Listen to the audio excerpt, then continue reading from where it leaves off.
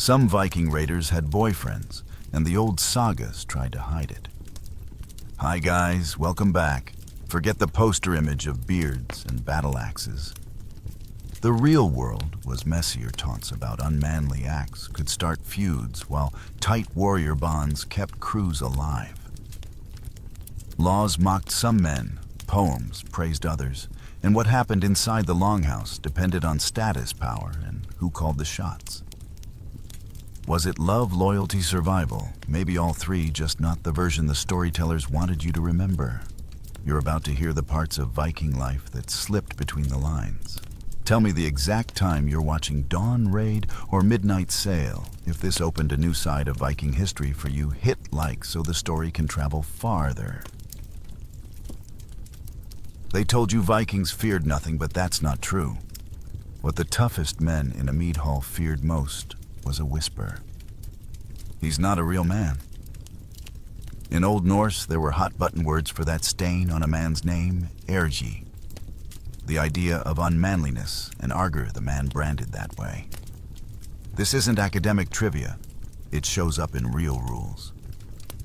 The Icelandic law collection, often called Gragas Grey Goose Laws, treats calling someone arger as a serious insult that could trigger a legal fight or a duel. That tells you how people actually lived. Honor was public, and speech had consequences. When you hear that the mead hall gets quieter in your mind, one wrong joke could become a court case. So what did unmanly mean to them? Not a modern identity label. It was about status and role. Think of it like an ancient scoreboard: who leads, who follows, who keeps control, in insults and law talk. The dangerous picture was a man placed in a passive mocked position, or a man doing certain kinds of magic linked to women. That brings you to the stories themselves. In Locus Senna, a lively Old Norse poem, Loki taunts Odin for practicing satyr, a kind of spell work. The insult is basically, that's not manly. If even the chief god has to hear that jab, it means the boundary people worried about was real in their heads. You don't sling a joke no one understands. You sling what bites. Now step into the literature where feelings peep out from between axe blows. In Gisla Saga Sorsonar, bonds between men are written with heat and detail oaths that bind like rope tears that aren't hidden nights spent close, because winters are long and beds are few. The story never uses our words like gay or straight, because those categories weren't how people thought. But the texture is their devotion, admiration, the kind of loyalty that makes a man risk everything. In Egil's Saga, too, you meet praise for men's courage and presence that sometimes brushes against admiration for looks and bearing. When a poet lingers on another man's eyes, shoulders, or grace in battle, you're being shown what people noticed and valued. Here's a practical nudge for your inner detective. Most sagas were written down after the Viking Age by Christian scribes. That doesn't mean the feelings are fake. It means the pages pass through hands that preferred a certain tone. If something warm still shines through men sleeping shoulder to shoulder versus prizing a friend's beauty oaths that read like vows, you can guess the original tales were even warmer. Editors can sand a table, but they can't change the wood grain. What about daily life beyond the page? Picture a longhouse packed for winter. Space is tight, smoke is thick, and everyone tries to keep heat in. Sharing beds is normal, like sharing a blanket on a night bus when the heater dies. In that setting, physical closeness belongs to survival first. But people are people. A laugh lingers. A touch lasts one breath longer than needed. If you've ever been on a sports team or in the military, you know how intense bonds can feel: jokes, roughhousing, then sudden quiet when tomorrow looks dangerous. The Vikings had the same human wiring. They just wrapped it in different rules. To understand the rules, come back to Gragas and related Scandinavian laws. They don't list forbidden love the way later Christian codes do. They police reputation. Call a free man Argur, and you'd better prove it or face serious penalties. That legal focus public insult, public repair, tells you the social fear wasn't private affection. It was public loss of standing. That's why another term, need-shaming speech or behavior, mattered. Making a man look lesser in eyes of others was dangerous enough to break friendships, split families, and spark feuds. If you've seen a rumor wreck a workplace, you already understand the engine here. Now add axes and a legal system that treats words like weapons. Magic ties into the same knot. Archaeologist Neil Price, in The Viking Way, gathers evidence for cedar staffs, special clothes, possible intoxicants, ritual gear. Most known practitioners were women, but not all.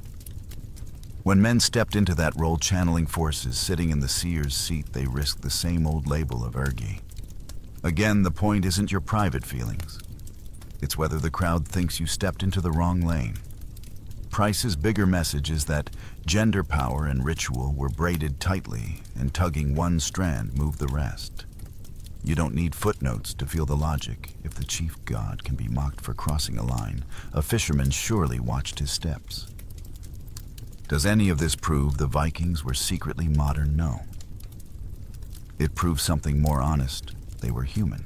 They carved a public code that guarded honor like a locked chest, and inside that chest, they still carried tenderness. The literature shows it in friendship that aches. The laws show it in insults that sting. The myths show it in gods who blur the edges. When you add those three piles together, law, saga, myth, you get a picture that's messy, lived in, and believable. Stand again at the longhouse door. Outside the fjord is black glass. Above it, a green curtain of light folds and unfolds. Two shipmates share a joke under their breath shoulders, resting together for a second longer than the cold requires. Nothing is declared. Nothing needs to be. If you're looking for how love survives in strict places, you find it here in the pauses, in the careful words, in the proof that history doesn't erase feelings. It teaches people how to hide them. And when you read the laws, the poems, and the myths side by side, the pattern shows up like runes in fresh snow. Closeness was common, reputation was guarded, and the truth lived where warmth meets worry.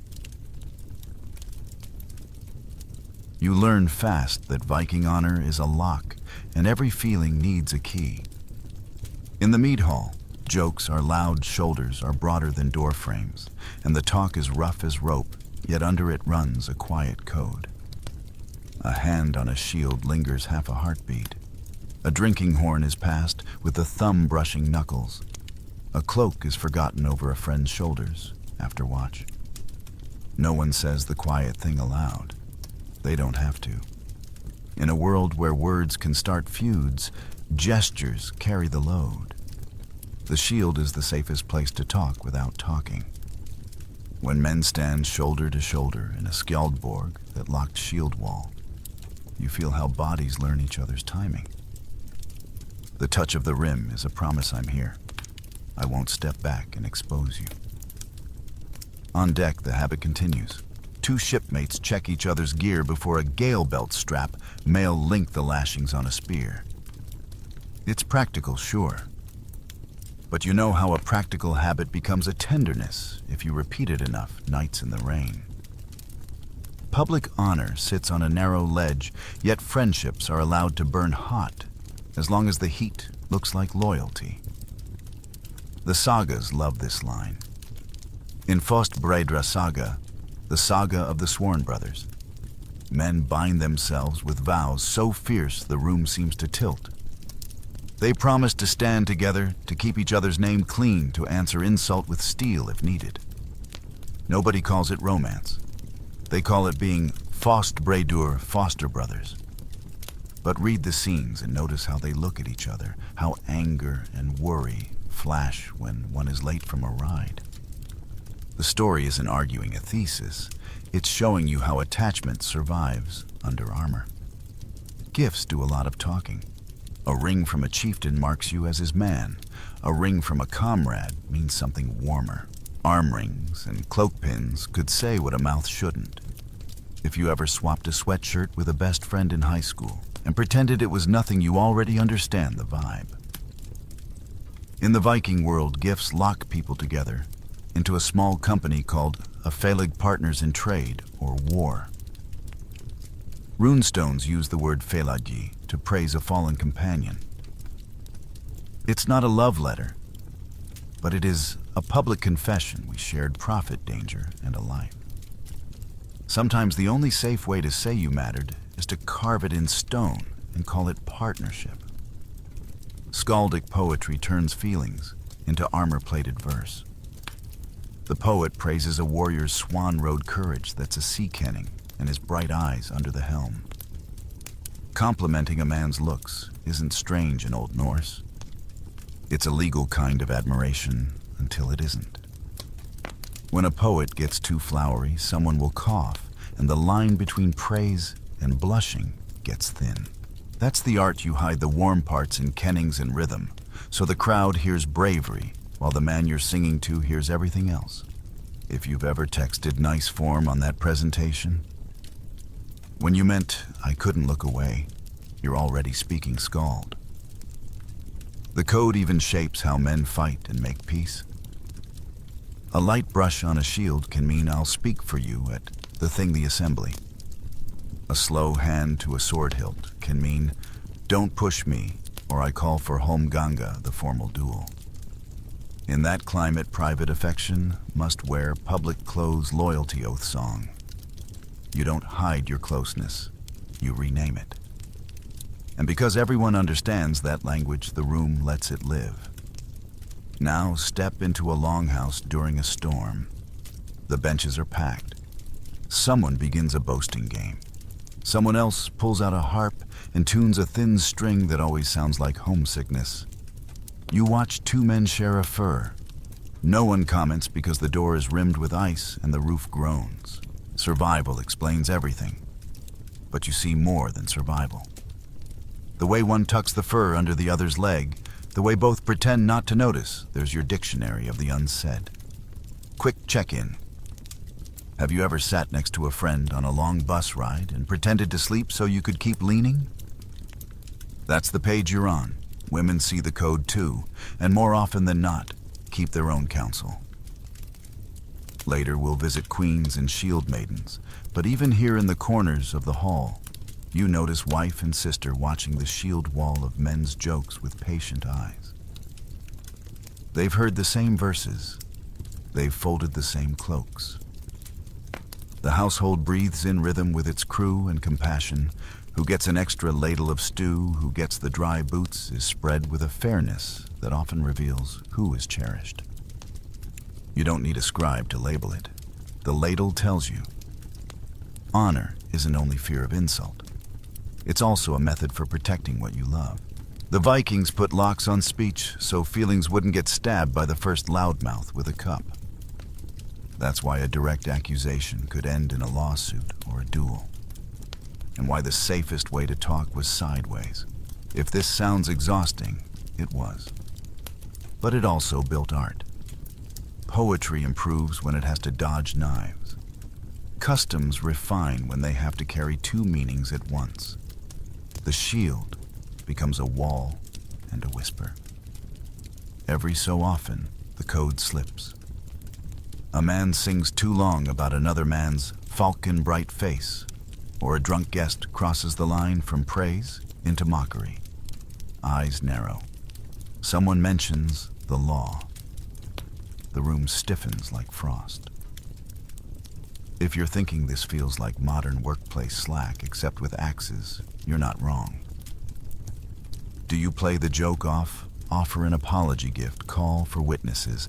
The Vikings had playbooks for all of it because the real game was always reputation.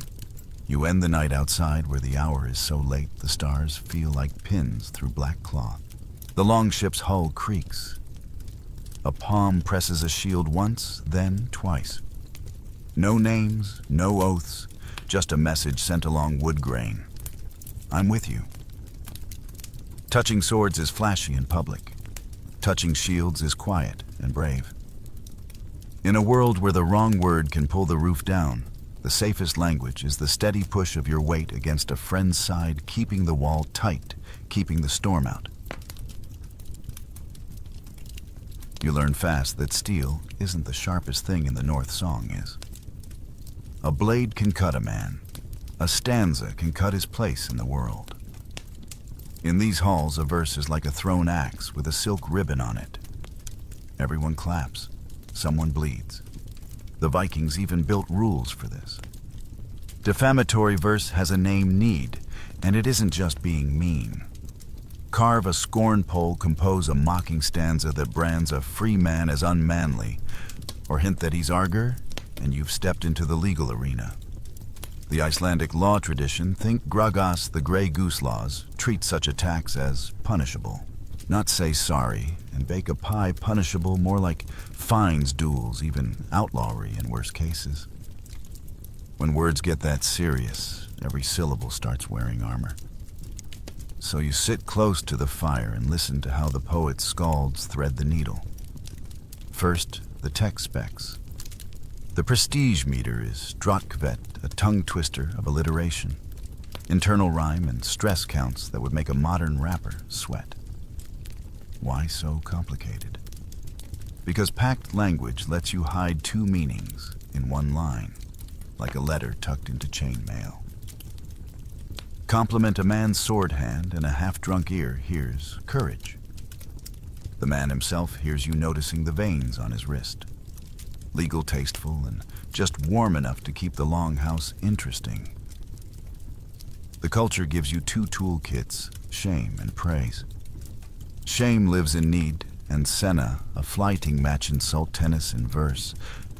Praise lives in drapa, a formal panegyric, and lausa visa, a quick improvised stanza. You watch both in action. A skald rises, announces a drapa for the chieftain, and the room leans in. He praises falcon bright eyes and ash broad shoulders. No one flinches at male beauty. It's coded as favor from the gods.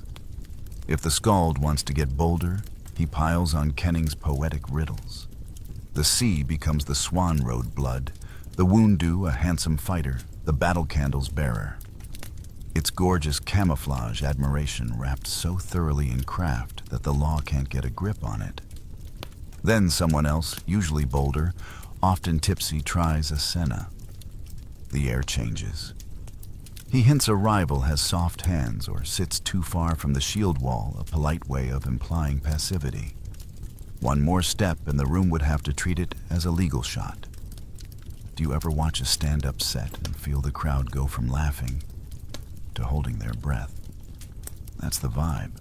And because honor is public currency, a target doesn't ignore it.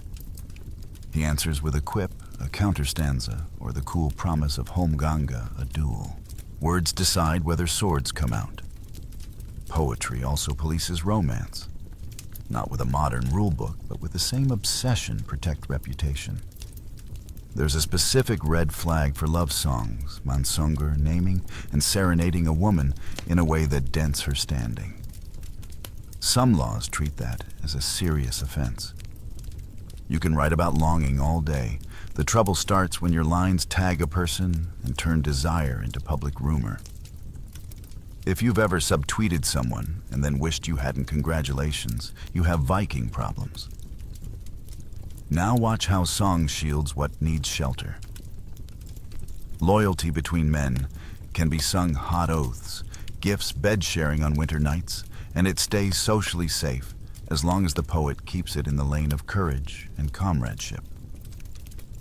The skald praises how one warrior kept the rim tight in the shield wall translation. He didn't step back and expose his neighbor.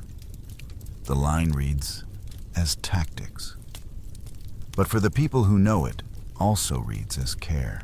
Can a compliment be both tactical and tender? In this world, it has to be, or it doesn't survive. You flip through remembered scenes. Egil Skallagrimsson saves his own skin with Hufudlausen the head ransom, a praise poem so finely made that a king lets him live.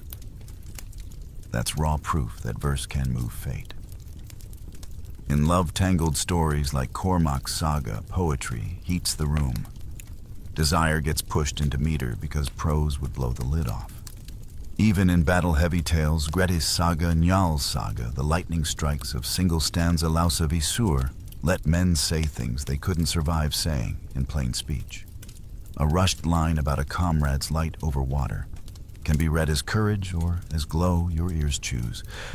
The genius is that the line works whether you wink or not. The gods model the rules, then break them. In Lokasenna, Loki drags the hall with accusations and taunts that mix sex status and sorcery. He calls the gods out, sneering that Odin practiced satyr, the unmanly magic. If the chief deity can be dragged with a verse, ask yourself what chance a fisherman has. Yet Odin stays Odin. That contradiction tells you why poetry mattered. It aired the community's nerves safely for the poet, not always for the target. Song even has hardware. A poet can plant a needstone, a scorn pole carved with words that curse and shame. It's public, it's theatrical, and it's basically a billboard for social death. If you're thinking, this is like parking a flaming tweet thread in someone's front yard, you're right. Only here the neighborhood watch carries axes. Where in all this does same-sex desire live? In the margins where praise is allowed and labels don't exist. A skald can linger on a man's grace, or the fall of his hair, or the steadiness of his hands on the steering oar. And no one storms out because the verse is doing two jobs, keeping honor intact and letting admiration breathe. The line that cannot be crossed is the one that assigns a public shaming role, ergi. So poets stay nimble. They talk about courage and craft, and under that, about glow and nearness. It's the art of saying the quiet part beautifully enough that the law smiles and sits back down. Quick gut check. Have you ever written a message that read like great teamwork, but meant I felt safe next to you? That's skaldic survival. In a place where a clumsy word can start a feud, the people who care most learn to speak in music. And because the music is good, the feelings get to live. A harp string hums, the hall settles. Tonight's last stanza praises the crew as a single body shields pressed breath, shared hearts calm. You can feel the tease at the edge affection dressed as discipline. No conclusions are drawn, which is exactly the point. The poem ends, the honor stands, the warmth doesn't have to. If the chief god gets called unmanly, what chance do you have? That's the joke baked into the old poems. You edge closer to the hearth while someone recites Lokasenna, the roast session, where Loki points at Odin and sneers that he practiced satyr, a kind of spell work people tagged as not for tough guys. The jab lands because the audience knows the rule. A man who steps into that ritual space risks the brand of ergi. If a taunt like that can stick to the all-father, ordinary men walk carefully, counting every step in the dark. Snorri Sturluson, our chatty medieval guide, goes further in Ynglinga saga. Odin learns cider from Freya, not whispered gossip, front row lore. Translation for a sleepy brain, the most powerful male god takes lessons in a ritual mostly tied to women trances foretelling luck bending, because results matter more than image. When a careful writer like Snorri admits it, you're not dealing with fringe rumors. You're hearing the culture argue with itself in full voice. This is useful, and also awkward. If you've ever used a tool you swore you hated because it worked, you already get the vibe. So what is cedar in plain terms? Think guided visions and tugging on fate's loose threads. The saga of Eric the Red paints the famous vulva scene in Greenland. A seeress arrives wearing special clothes, sits on a high platform, staff in hand, helped by a singer who knows the right chant. The directions are stage-precise garb seat staff songs because people recognize the setup. Most practitioners we meet are women, yet the stage sits inside men's houses, and the outcomes guide men's choices. That explains why Odin wants in whoever sees tomorrow first wins today. Archaeology backs the costume rack. Graves across the north turn up staffs, beads, odd little pouches, sometimes high seats gear that lines up with the Cirrus kit you just heard about.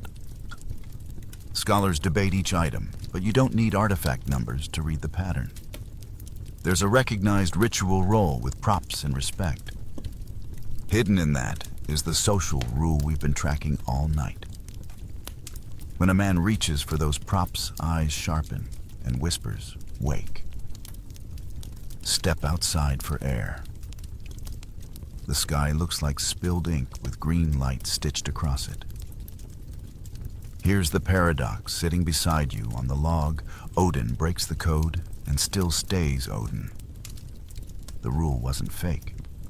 Power lets some people walk where others can't.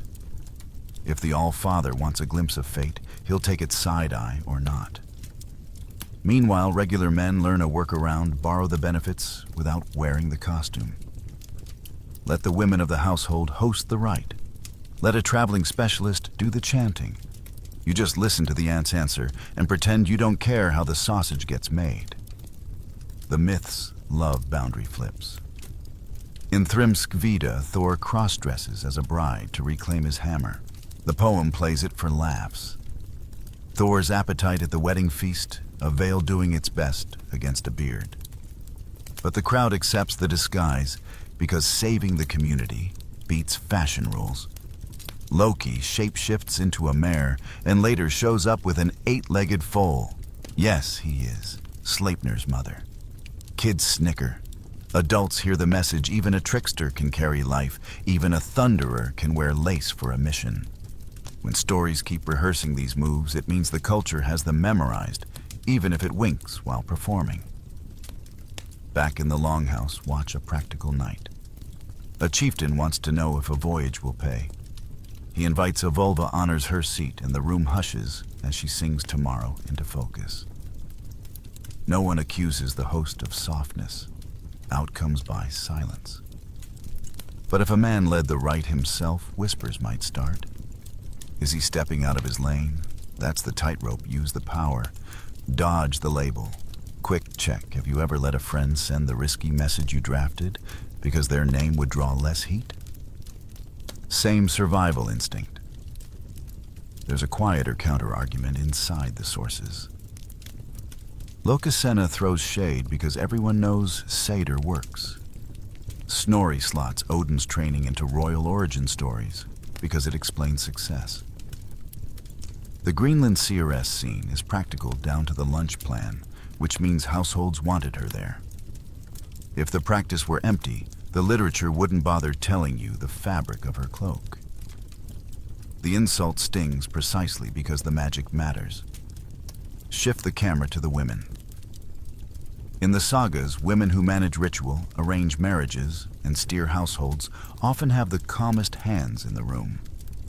They notice the brave parts of men that men aren't allowed to say out loud. When Cedar lives under their roof, it isn't a sideshow. It's infrastructure, weather report, market, forecast, community therapy braided into one.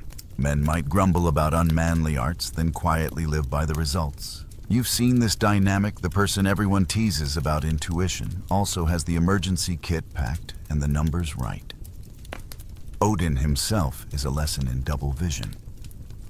He's the spear-carrying war god with ravens on his shoulders, and the wanderer who trades an eye for wisdom.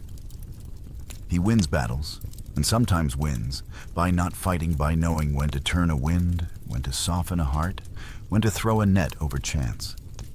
If you're building a culture, that's the recipe you pass down. Brute force for the parade, subtle force for the ledger. The old poems aren't lecturing on gender. They're handing you a toolbox labeled, "Do what works, just don't get trapped by the wrong rumor." The social math is simple, even when the feelings aren't. Reputation is the spine. Whispers are the fractures. What changes in this part of the story is the light thrown on the cracks, magic vision rolls that slide instead of snap. The same people who mock a man for crossing a line will line up to hear what the line revealed. Call it hypocrisy if you like. The sagas would call it Tuesday. One last look at the sky. The aurora folds and unfolds like slow breath. Maybe the real fear isn't softness. Maybe it's noticing things too closely. Seder is trained noticing. Love is too. The culture tries to fence both, but fences don't stop wind or light. They only make shadows you learn to read. And once you can read them, you start choosing which rules to obey and which door to slip through when the hall grows quiet. You march at dawn with a pack that breathes like one animal. Boots hit frost, shields thud, and the smell is the usual recipe: tar, sweat, damp wool, a hint of last night's fish stew. Nobody grows up planning to stake their heart on the person to their left. But here, that's exactly how it works. A shield wall is a promise you make with your ribs. If he holds you live, if you hold, he lives. After enough marches like this, the promise stops being theory and starts sounding like a heartbeat you recognize in the dark. Barracks life makes the rest of the argument. Take the Ring Fort at Trelleborg in Denmark. Longhouses run in perfect rows, bunks shoulder-to-shoulder gear hooks aligned like teeth on a comb. Archaeologists can map sleeping platforms, fire pits, and doorways. You can map the intimacy without a trowel. Elbows share space. Cloaks share heat. Stories share air. The architecture quietly explains the emotions. When 20 men sleep across 2 platforms, with only a spine of posts between them, privacy turns into a weather pattern instead of a room. If you've ever shared a tiny apartment and learned your roommate's coughs, you understand how quickly a stranger becomes the sound you listen for. Runestones take the feeling and carve it into public memory. Again and again you read the word Félagi partner, comrade co-venturer. X raised this stone in memory of Y, his Félagi. It's not sugary language. It's hard-edged, legalish, stamped on granite. But look at what it chooses to honor, not kin blood alone, not a casual friend, but the man who shared risk and prophetship and winter. Sometimes the inscription adds a good drenger, a term that mixes bravery and decency. No saga monologue, no confession. Just the most Viking love letter imaginable. I put your name in stone because we built a life that paid and mattered. On campaign, the pair work shows up as muscle memory. One of you knows the other's stride. One of you can hear the catch in the other's breath and say without drama, we're stopping at that willow. Drink. On the river systems eastward, the Varangian routes run like steel threads through forests, and crews pull ships over portages with ropes that bite palms and shoulders. It's teamwork soaked into the bone. Is it any surprise that affection rides shotgun? If you carry another man's weight across a muddy ridge, often enough you start measuring days by his jokes. His hum, when he thinks the quick twist he gives the rope to save your fingers. The sagas are cautious, but not cold. Fost Bredra Saga. The story of sworn brothers puts the heat on oaths that outlast bad weather and bad decisions. 2 men bind themselves to keep each other's name clean, to answer insult with steel, to share spoils and blame. The text calls it brotherhood, because that's the safe label, the one the law won't swat. But read the scenes where one is late from a ride and the other's stomach turns to water. Call it loyalty if you like. Your hands know the temperature. Even poetry gets practical about the body. The skald who praised keeping the rim tight on the shield wall wasn't just praising tactics. He was praising the refusal to let a comrade be exposed. In cold rain on an open deck, the rim changes shape. It's a shared cloak, a spare mitten, a shift at the tiller when fingers go numb. Compliments land like small blessings. You held the line. It's the closest thing to "I need you" that a crowded hall will let a mouth say without inviting a lawyer. Do you need a modern example to bring it home? Think of firefighters who run in pairs, climbers who tie into the same rope, soldiers who talk about a battle buddy. Most would never turn a partnership into a romance, and plenty of Vikings didn't either. But the human brain doesn't keep two sets of books. Safety feels like love. Love feels like safety, and long enough in the same storm blurs the ink. If you've ever sat awake listening for your friend's breath after a bad night, you already know the line is thin and merciful. There's a reason small gifts carry oversized weight out here. Arm rings, cloak pins, a repaired strap left quietly on your bench before dawn. These are the vocabulary words of care. In some crews, you'll see men trade knife sheaths or share a personal cup. None of it confesses anything. All of it remembers everything. In a world where a direct "I feel" might start a rumor, the grammar lesson is simple. Say it with craft, say it with gear, say it with help. The message gets there. Of course, the code polices excess. Public teasing that hints a man is arger placed in a shamed role forces a response. That's where the difference between genuine closeness and social danger lives, in who owns the story. When two men choose each other, the hall often shrugs and pours more ale because crews work better when the shield edges don't rattle. When a heckler tries to write the story for them, law and steel get involved. That obsession with reputation can feel exhausting from the outside. From the inside, it's a way to protect what can't be said aloud. Travel far enough, and you meet travelers who notice the same thing in different accents. Traders on the Volga remark on Rus' crews moving as if stitched together, eating from shared bowls, guarding earnings as one purse. The detail is meant to explain success.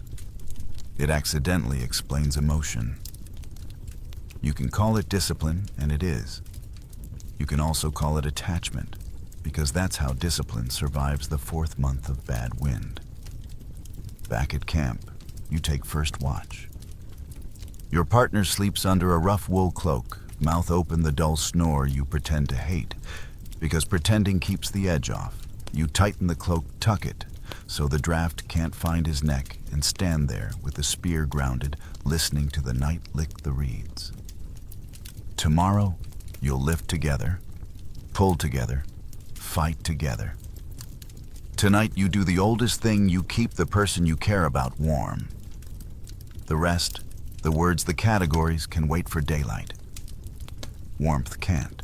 When dawn finally rubs at the sky, you nudge his boot, and the day begins with the easy ritual. A joke, a quick check of knots, the brush of a shield against your arm that says what helmets and oaths can't. Touching swords is for ceremonies. Touching shields is how you say, without a speech, I'm here. Morning seeps into the longhouse like warm milk, and the world shifts to a rhythm you didn't hear on campaign, the beat of looms, the hiss of kettles, the law of the hearth. If you want to know how a reputation survives in the North, follow the women. Queens, wives, widows, foster mothers, and the occasional fighter with a sword name. Each runs a small country of decisions that make or break a household. You think honor lives only at the point of a spear, until you watch someone portion out butter. And news with the same steady hand. The weaving room is the heart monitor. Upright looms rise like ribs. Threads click and sing. Talk travels in soft loops that sound like weather, but decide futures. This is where alliances are stitched. Quarrels cooled and respect measured in ladles of stew. You see how a glance can close a subject, and how a single extra fold in a cloak draped over a bench says you're safe here. Women know the men's code by heart, and leave it mostly untouched, the way you leave a sleeping dog alone. Then, they protect what matters beneath it. Names help you map the space. Odd the deep-minded settles people and wealth across the sea with a planner's calm. Gudrider Thorbjarnardottir makes pilgrim miles and returns with a story bigger than the island. Freydis Eiriksdottir terrifies enemies with nothing but a breast-bared roar and a blade. Gunhild Queen with a rumor of sorcery plays politics like she's counting boards in the hall roof, never missing a beam. None of them ask permission. The sagas keep calling them wise, as if that were the whole thing. But you watch what wise does. It feeds it, shelters it, moves the line on the floor no one else admits exists. Female friendship is its own engineering. The Dingja, the women's bower, gathers sisters, foster sisters, neighbors, guests. Hands share wool mines, share secrets. In a culture that prints feelings as useful or dangerous, the bower is the room where feelings get triaged and released back into the hall with new names. Two women laugh over a private joke. A third refills their cups without asking. The closeness isn't a manifesto. It's Tuesday. If you've ever traveled with a group of women and watched how quickly an unspoken support network snaps into place, spare hairpin here, safety check there, you already understand the architecture. What about love between women? The written record is quieter than we'd like. The laws talk loud about men's reputations and barely whisper about women with women. Sagas angle their spotlight toward feuds and voyages. Women's daily closeness often slips past the edge of the stage. You won't find a neat declaration tucked into a parchment margin. What you do find are gestures that feel too practiced to be nothing a brooch past and worn for years. A seat saved at feasts by someone who isn't kin. A winter of shared work where hands learn each other's pace, the way oars learn a wake. History is stuffed with facts. Lived life is stuffed with habits. The absence of a headline doesn't erase a heartbeat. Shield maidens stand in the doorway between the two worlds, hearth and battlefield, and the doorway is crowded with arguments. Some sources celebrate them. Others treat them as exceptional, theatrical, or legendary. But whether you stand with the skeptics or the believers, the image itself matters. A woman with a shield is imaginable, sighable, singable. That possibility feeds the longhouse. A girl hearing the tale learns about lanes she could walk. A woman hearing it learns where the edges bend. And in those bent places, friendships harden into something weatherproof. Power looks different here than in the court. Watch a wife keep score at a feast who arrives late and isn't scolded, who gets a better cut of meat, whose story the room hums for, and whose story gets flattened by a cough. That ledger decides which sails rise next spring, if two women choose each other inside that ledger. Choosing means time favors, shelter the careful redistribution of comfort. Who would be brave enough to make it a public target? The hall may tease loudly about men. It tends to mind its business when women close ranks. Call it respect, call it fear. Call it an understanding that the house collapses if you shake the wrong pillars. Symbols are everywhere if you look like a local. The oval brooches that fasten a woman's dress are as common as rain and as personal as a thumbprint. Swap one and you carry someone's pattern on your chest. A comb placed on the right beam, a seat chosen on the left bench, a cloak dried by a particular fire. These are the verbs that make a sentence louder than names. Does any of this prove a category? No. It proves something better for storytelling attention. People look after those they love in ways that get the job done and don't invite a court case. Every so often the quiet breaks. A woman steps into public anger and speaks the case no one else can carry. She recalls exact words, dates, gifts, slights. She reminds the room who actually kept last winter's cattle alive. The hall goes still, because everyone knows the tally is correct. That authority doesn't come from a title. It comes from being the person who holds the house together when the men chase storms. In those moments, the line between wife and queen fades like smoke, and you see what the sagas mean by wise, not bookish, but structural. Do you want a small test of reading the room? Watch who carries the heirloom keys. Keys jangle on a belt that manages storerooms, chests, medicines, fabrics, the very stuff a winter depends on. Sometimes the key bearer lifts them off and sets them in another's palm for a week or a season or a crisis. That transfer is never random. It's the house saying, for now, we move weight this way. If you've ever had a friend hand you their spare apartment key, just in case you know exactly how heavy that little metal thing can feel. And yes, sometimes a woman takes up a blade and the room edits its expectations. The talk after will usually push her back into legend, give her a saga flourish, a nickname, a blaze of once. But for the people who slept under the same roof, the memory is ordinary and intimate. She stood in the door with the light behind her. She said enough she did not step aside. You can build a whole lifetime of love from that one silhouette. By noon, the looms are at full song. A wife leans to fix a thread on her friend's warp without being asked. Someone refills the kettle. Someone retells a small joke that lands only in this corner of the room. The men outside think they carry the village on their shields. The women inside actually do. When the door opens and cold air arrives with news, it's the bower that catches it, warms it, and gives it a name the house can live with. That's not just management. That's tenderness, wearing an apron, and some days chainmail under it. A cold wind walks in with a cross and a rule book. You feel it the moment the bell replaces the drum.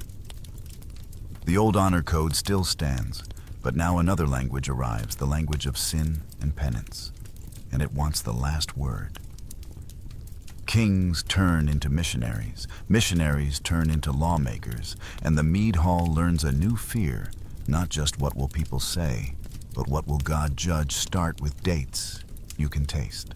Harald Bluetooth announces he made the Danes Christian in the late 900s. Olafur Tryggvason and Olafur Haraldsson pushed the cross hard in Norway. In Iceland, the Althingi declares conversion around 999-1000, choosing one law for the island to stop a civil crack. That's not a sermon. That's logistics. A society that once treated reputation as currency now gets a second bank church courts, confession fasts, and new lists of forbidden acts. The words are Latin sometimes, local other times, but the message is plain. Even in a smoky hall, keep the faith, keep the peace, keep your body inside new fences. You can read those fences in the Christian law sections that get stitched into law codes. Icelandic gragas grows a Christian spine feast days. Baptisms, church dues, and sexual rules packed beside trade weights and ship lanes. Norwegian collections, Gulathing and Frostathing, carry Kristenret Christian law that spells out penalties for what earlier custom would have treated with side-eye or a cutting joke. The vocabulary shifts. Instead of worrying only about being called arger, unmanly in public, a man is told that certain acts are sins, not just bad for honor, bad for the soul. The word Sodom starts doing heavy work in homilies and manuals. You don't need a degree to hear the difference. Honor-shame was about how your neighbors looked at you. Sin is about how eternity looks at you. Missionaries don't come empty-handed. They bring penitentials handbooks that list misdeeds and the cure and fasting days, almsgiving or exclusion from the sacraments. The genre is tidy, if this, then that. Under the new math, same-sex acts aren't a matter of role or rumor. They sit in a list with other sexual prohibitions and draw penances scaled to frequency, age, consent, and context. Does every farmer read Latin? No. But priests preach summaries, and kings model the line. A few generations later, the rules feel like weather always there, rarely questioned aloud. Sagas start wearing church clothes, too. Many are written down by clerics or educated laymen after conversion. You can hear the style note they add. Characters make the sign of the cross before a storm. A tale closes with a neat moral. The wildest edges get sanded. Do they erase tenderness between men? Not exactly, they redirect it. Oaths become cleaner, praise becomes safer. Bed sharing is explained as cold weather necessity with a little extra blanket of piety on top. The same closeness you watched in the longhouse now gets narrative chaperones. They slept together for warmth period, full stop. Don't ask questions. When a story keeps offering explanations you didn't request, that's your hint a new value system is supervising. Even burials speak the change. Cremation drops away, churchyards rise, grave goods thin out, crosses multiply. The shift isn't just theology, it's identity. A person once defined by kin, boat, and sword now gets parked under a parish boundary with a priest's Latin over their name. And because the dead teach the living, every funeral reinforces the rules about bodies and souls, love and duty. You stand at a mound with a simple wooden cross and feel how different the air is from a ship burial stuffed with tools and tokens. One world says, carry what you were into the afterlife. The other says, face the judge with empty hands. Kings help freeze the new climate. Olafur Tryggvason is the story. Everyone retells a man who topples idols, drowns stubborn holdouts, and pays bounties for baptisms. The legends exaggerate, but the direction is right. Royal power backs church power, and together they push a moral line that narrows the lanes people can walk without trouble. If you're a skald praising a handsome warrior, your language gets plainer. If you're a friend sharing more than friendship, your room for error gets smaller. The old insult arger, once a social grenade, now has a theological fuse. A taunt can become a charge, and a charge can become a penance or worse. Inside houses, the change is half whispered, half enforced. Priests preach against unnatural vice, and mothers murmur it back, trying to keep sons safe from both gossip and God's anger. Fathers repeat new phrases they learned at the thing's sin against nature, foul vice, Sodom's guilt. Does everyone obey? People rarely turn into checklists. Human closeness keeps breathing loyalty on sea lanes, quiet jokes at looms, winter furs shared without comment. But the consequences thicken. What once risked a duel can now risk excommunication. What once needed a clever stanza now requires silence. The art of saying without saying becomes survival. Skalds still craft praise, but they steer it firmly into bravery, loyalty craft. The double meanings that kept warmth alive now get triple-checked.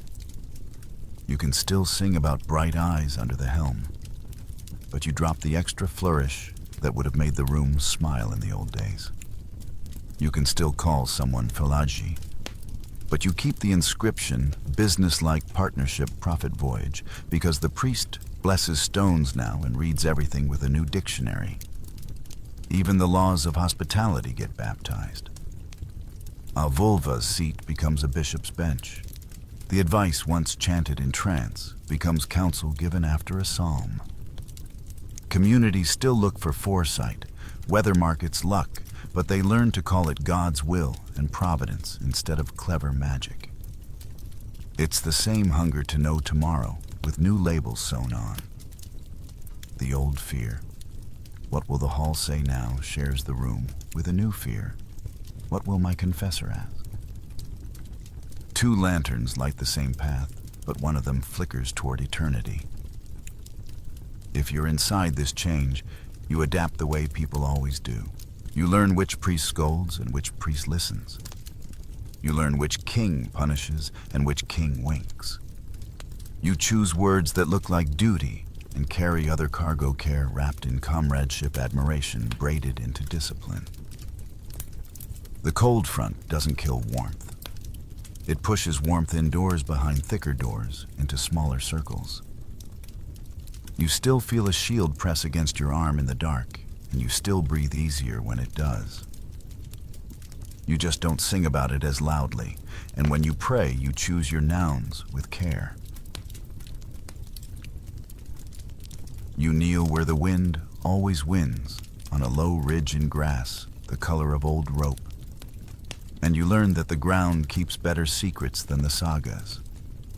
A trowel, a brush, a square of string, that's your spell kit tonight. You don't ask graves big questions. You ask 100 small ones. Which way is the head? What lies on the chest? Which objects got the honor of touching skin? Little answers line up like shield edges until they start saying the quiet thing out loud. Boat burials talk first. Planks wrought iron rivets stay, and the silhouette blooms like a ghost ship under the soil. You read the layout the way you read a friend's face. A sword on the right hip, a knife by the ribs, a gaming piece near the fingers, someone expected evenings in the next world. A bead string or clasp near the collarbone, someone expected to be seen. The smell is wet iron and cold dirt. The soundtrack is your own breath, slowing so you don't miss a bead. You sift a longhouse's worth of lives and find patterns the old crowd knew by heart. Oval brooches, those heavy carved turtle clasps, usually fasten a woman's dress at the chest. A pair of them, with a string of beads arcing between, is as readable as a road sign. A single large pin often belongs to male dress. Weapons cluster with men. Keys spindle whirls and weighing scales lean womanward, except when they don't, which is where the story gets interesting. Take that celebrated warrior grave from Burka, where the bones reclined in full kit, sword, axe, arrows, 2 horses, and scholars assumed male for a century. Modern work took a harder look. The skeleton was female. The kit had not lied. The assumption had. What does that prove for tonight's question? It doesn't shout a category. It underlines a rule you felt all evening roles can cross, and when they do, later readers often blush harder than the original mourners did. The grave goods weren't a prank. They were the family's plain statement of who this person was in life. Then there's the famous seeress from Fearcut, tucked into the earth with a staff like a question mark. Bead seeds that may have calmed or opened minds. And the kind of careful placement that says, do not disturb the one who knows. Magic has hardware you remember, and the hardware is right here, a wand you can weigh. Textiles that shimmer in the lab light like dusk on water. When you meet this furniture in soil staffs. High seat fittings, you hear the same cultural rule in a different accent. Some identities are roles. First gender, second power, always. A rarer puzzle lies across the Baltic. The Swantaka burial with 2 oval brooches and a sword, the body possibly carrying a chromosomal variation. People rush to hang modern labels on it. The wiser path is to hold still and listen the way you listen for a creak on a night watch. What the burial says clearly is that clothing markers and warrior markers can sit in the same nest without the mound collapsing. You don't need a manifesto to reach that sentence. You need a brush and patience. If the living could honor someone that way in death, they likely knew how to seat them at the fire in life. Where are the couples, you ask the hill? The ground hesitates. The answer is fogged by time and tradition. Double burials happen, but the sexes are often mixed, and when they're not, we're never handed a caption. 2 men under one mound could be kin comrades, partners, or simply the consequence of a rough season. Archaeology hates guessing, and should so you learn to read around the edges.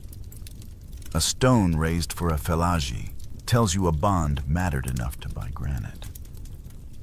A paired set of gear chosen so that pieces match across two graves tells you someone thought in twos. Grave placement adds a quiet harmony line. Churchyard rows arrive late long after cremation fades. Before that, mounds scatter like stars, sometimes in family clusters, sometimes near water, sometimes on a ridge every traveler can see. When you find two mounds set deliberately side by side, even when space elsewhere is free, you make a small note.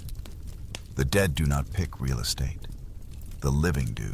If you've ever chosen a seat at a wedding and made sure two names end up together, you already understand how tender a mere arrangement can be.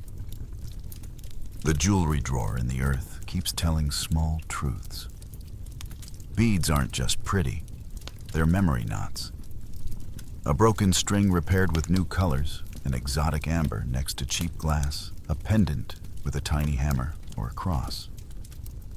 These are travel logs and identity badges in one. When a brooch clearly not local shows up on a chest, and the wear marks prove it wasn't a funeral prop, you can hear the chorus, someone's affection made a long loop across water and back. You don't need the love letter. You have the clasp warmed by years of skin. Do you ever worry we're reading too much into grave goods? Good. That caution keeps the spade honest. So you set yourself rules. First rule, the living chose the costume for the dead. It may reflect duty as much as desire. Second rule, patterns matter more than one-off stunts. If dozens of graves link a certain object to female dress, the rare exception is a story, not a new dictionary, unless other exceptions quietly pile up. Third rule, context is king. A brooch means one thing on a woman's chest, another in a man's bag, and something else entirely in a votive pit beside a doorway. Archaeology is a long game of, and also. Bones talk too if you sit long enough. Men who spent years rowing show you ribs and shoulders like battle maps. Women who ran households carry keyware on hips and spine. Healed breaks recall accidents you can stage with two props and a wince. Sometimes a tooth tells you where a child grew up, minerals lock in like a postal code. In a world without diaries, enamel is the autograph. Where does same-sex love fit in this cabinet of evidences? In the plausible spaces the objects leave open, and the communities we can prove existed, sworn brotherhoods written in stone houses where women's work and rest mingled hour by hour, voyages that forced pairs into lifelong reliance rituals that gave outsized authority to those who saw differently.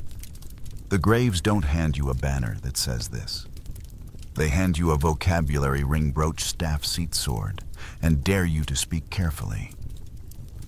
Night comes in like a tide and the ridge goes cold. You lay a bead back where it slept and cover it as gently as you can. Somewhere below, two rivet lines form the outline of a boat you'll never sail. You brush dirt from your palms and understand why people kept raising mounds. Even when the church rang the bell, the earth is the only witness that forgets nothing. When you want to learn what a society allowed, you read its laws. When you want to learn what it loved, you open its hands and see what it chose to carry into the dark. Smoke clings to the rafters, like memories that won't leave. And the saga reader in you learns the oldest trick in the Longhouse stories: change their clothes to survive. The voices you've been hearing bragging, teasing, praising with a wink didn't jump straight onto parchment. They lived in mouths first. A scald's breath warmed them. A winter night shaped their pauses. Then, long after the raids, careful hands copied them into books with names that sound like carved chests, big manuscripts, big margins, bigger opinions. Somewhere between hearth and ink desire got tidied up but not erased. If you know where to look, the blush still shows through the powder. Start at the fire where the tale is a performance. A storyteller stands, the room hushes, and you feel that slow pulse of eyes moving together.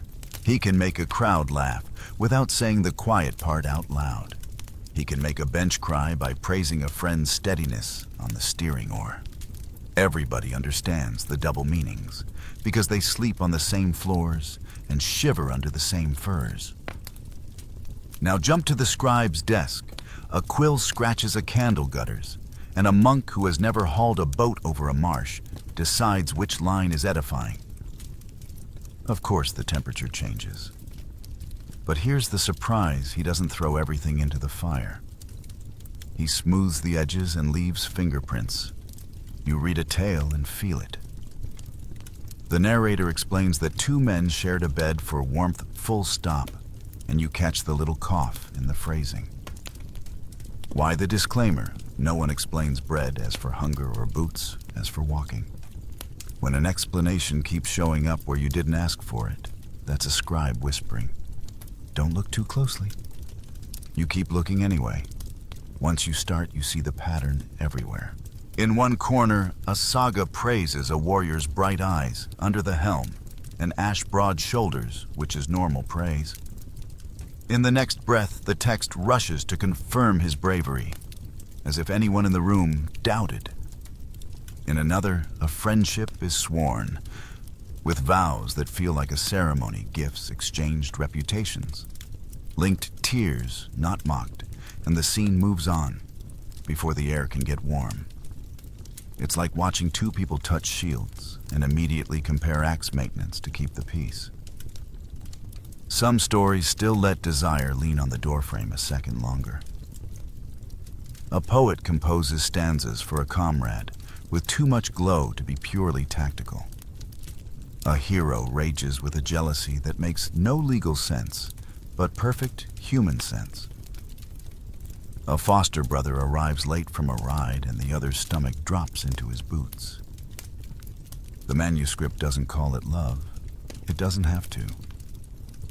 The way the hallway is described, the lamp, the wet cloak, the sound of boots does all the naming that the scribe won't.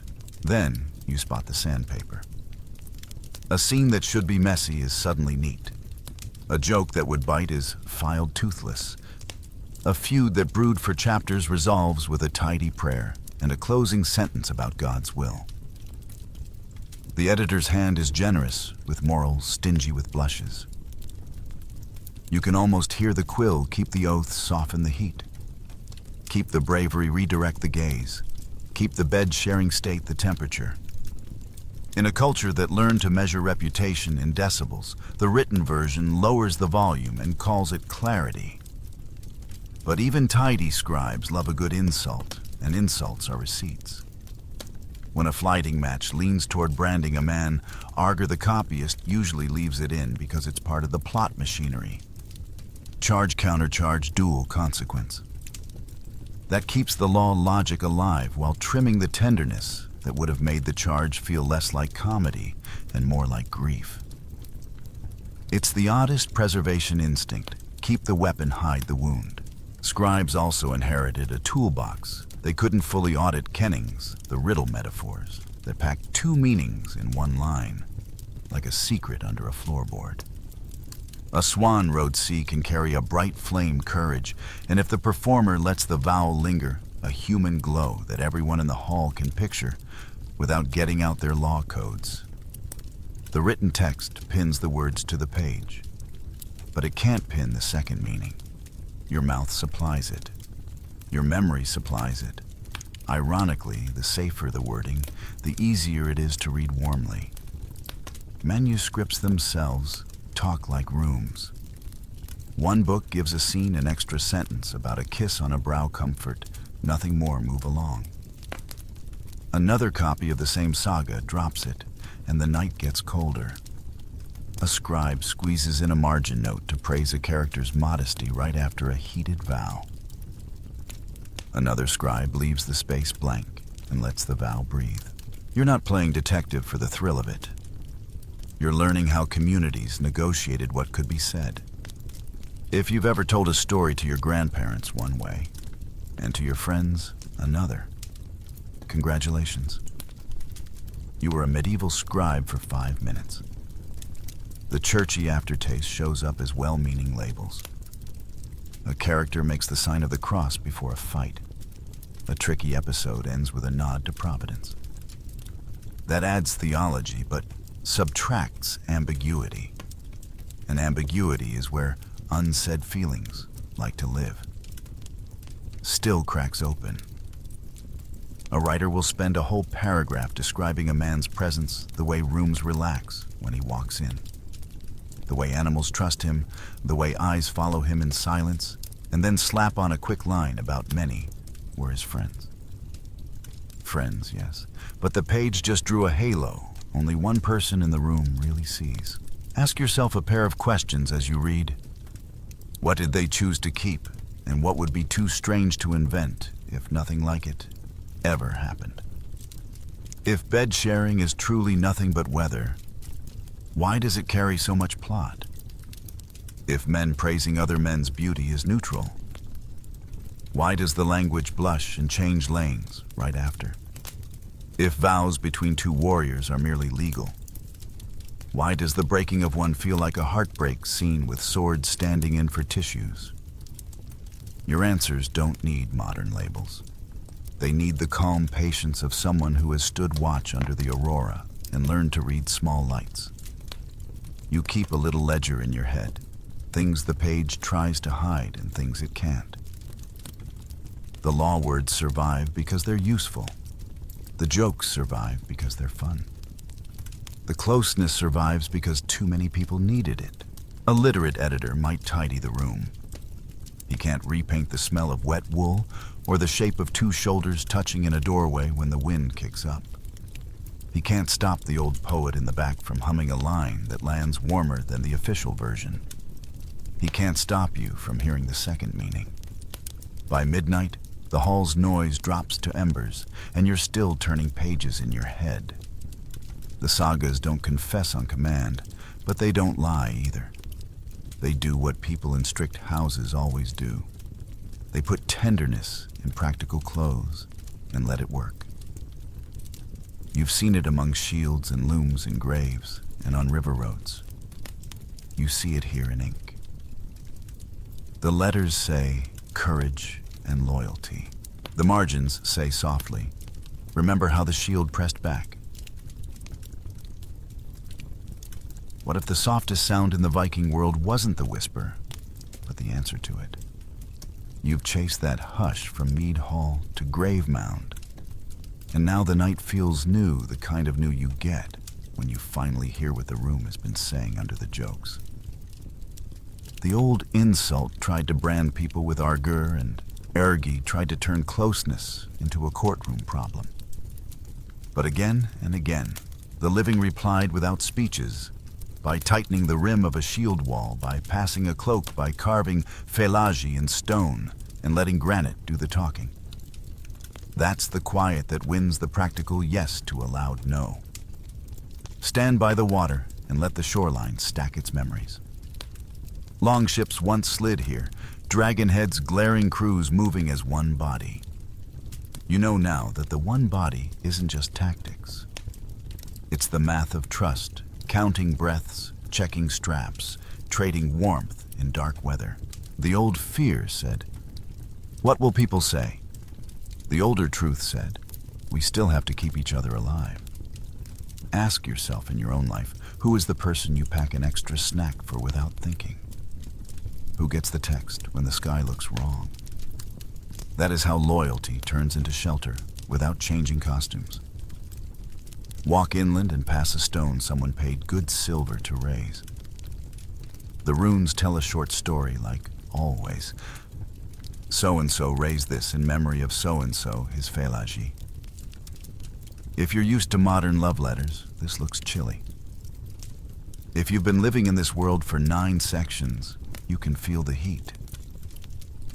Public words had to be square so people learned to write diagonally. A partnership could carry profit and also carry the days you can't count on your fingers. Storm days, sick days, days when a joke kept a boat from breaking. The stone doesn't blush. The living already did the feeling. Now step inside a longhouse you've met in different weather. Looms hum, kettles sigh. somebody tells the sixth best version of a good story. Women steer the room with a glance and a ladle the way they've always done. If you listen with the right ear, you hear a second hum, the weave of small alliances, the craft of keeping the fragile parts of a household from getting scraped by sharp talk. Somewhere in that braid live friendships between women that sagas don't headline, but houses remember a brooch kept polished for decades. A seat kept open when benches are full. No trumpet, no script, just two people practicing the ancient sport of making sure the other one gets through winter. You turn the corner and find the staff you've been noticing in the corner of our story. The hooked thing shaped like a question. The vulva's hardware sits there like a thesis, seeing his work. The old poems wrestled with that teasing Odin for learning Seder while secretly taking notes. And you can see why. The people with the calmest hands in a storm are the ones who watch differently. Tell me this, have you ever known a friend who reads a room in one glance and quietly shifts the evening onto a safer track? That's ritual without incense, and no one needs a law to explain why it matters. Keep walking, and the church bell rings steady, confident new to this coast, already old in tone. You know what it brought: sin lists, penances, chapters that wanted clean endings. The bell didn't erase warmth. It made warmth practice discretion. Songs learned to wear two meanings instead of three. Poets turned compliments into tools you could pass at court without slicing your hand. If you've ever changed how you tell a story depending on the audience, you've already tried on the monk's gloves and the skald's grin. In your pocket, you still carry the small rules you picked up from the ground. Gravides tell truths in objects, not speeches. Brooches and staffs carry biography. Bones keep postal codes from childhood. You also carry a harder rule: evidence is not a vending machine. It doesn't drop a neat label when you push a button. It gives you patterns and asks you to read with care. That's why tonight isn't a parade of declarations. It's a walk past the places where lives left their weight. Law words, praise poems, oaths, gifts, seat choices, runes, and every stop says, look how people built safety when the official version ran out of vocabulary. So what reaches you from that far shore to now? Start simple. You've learned how to talk sideways when forward speech would break the room. You've learned how a practical gesture, fixing a strap, refilling a cup, leaning a shield, can carry more feeling than a paragraph. You've learned to spot when a story is tidying itself out of fear and to keep an eye on what it oddly insists on explaining. Those are museum skills and Monday skills. Use them anywhere someone worries more about labels than lives. The modern world loves clean boxes. The Old North didn't have them. It had lanes and fences, and people who stepped over for need, for love, for magic, and then stepped back when the door opened. If you need a contemporary mirror, it's this: you can honor a code and still protect a person. You can stand in a crowd and still hear one heartbeat. You can say, comrade, colleague, partner, and mean exactly what the room allows, plus a teaspoon more for honesty. The teaspoon matters. It's how cultures change without admitting they're changing. You're almost out of night. The fjord is slate. The aurora is the slowest flame on earth. Somewhere behind you, a skald ends a stanza on courage and leaves the second meaning sitting on the bench like a forgotten cup everyone pretends not to see. Somewhere ahead of you, a mason finishes carving a name, squares his shoulders, and walks home in air that tastes like iron and salt. Between them is you humming a tune you didn't know you knew, the one that kept surfacing whenever someone steadied your shield. Before you go, ask yourself two questions the sagas trained you to ask. First, what did they choose to keep? You saw it: oaths, gifts, testimonials in stone, the steadying hand on a rim. Second, What would be too strange to invent if nothing like it ever happened? You heard it, praise too warm to be just tactics, jealousy too sharp to be just pride. Beds shared long enough for hearts to memorize another heartbeat. You don't need to rename any of it tonight. You only need to recognize the pattern and carry it into whatever weather waits. And if the old whisper stirs again, he's not a real man. She's out of her lane. You know the answer by now. It isn't a speech. It's a touch on the shield, a seat saved at the table, a name cut in rock, with the word that never learned how to blush, Feleji. The long shadow from the north isn't a threat. It's a shelter built from small, steady choices that say, over centuries of wind, I'm here.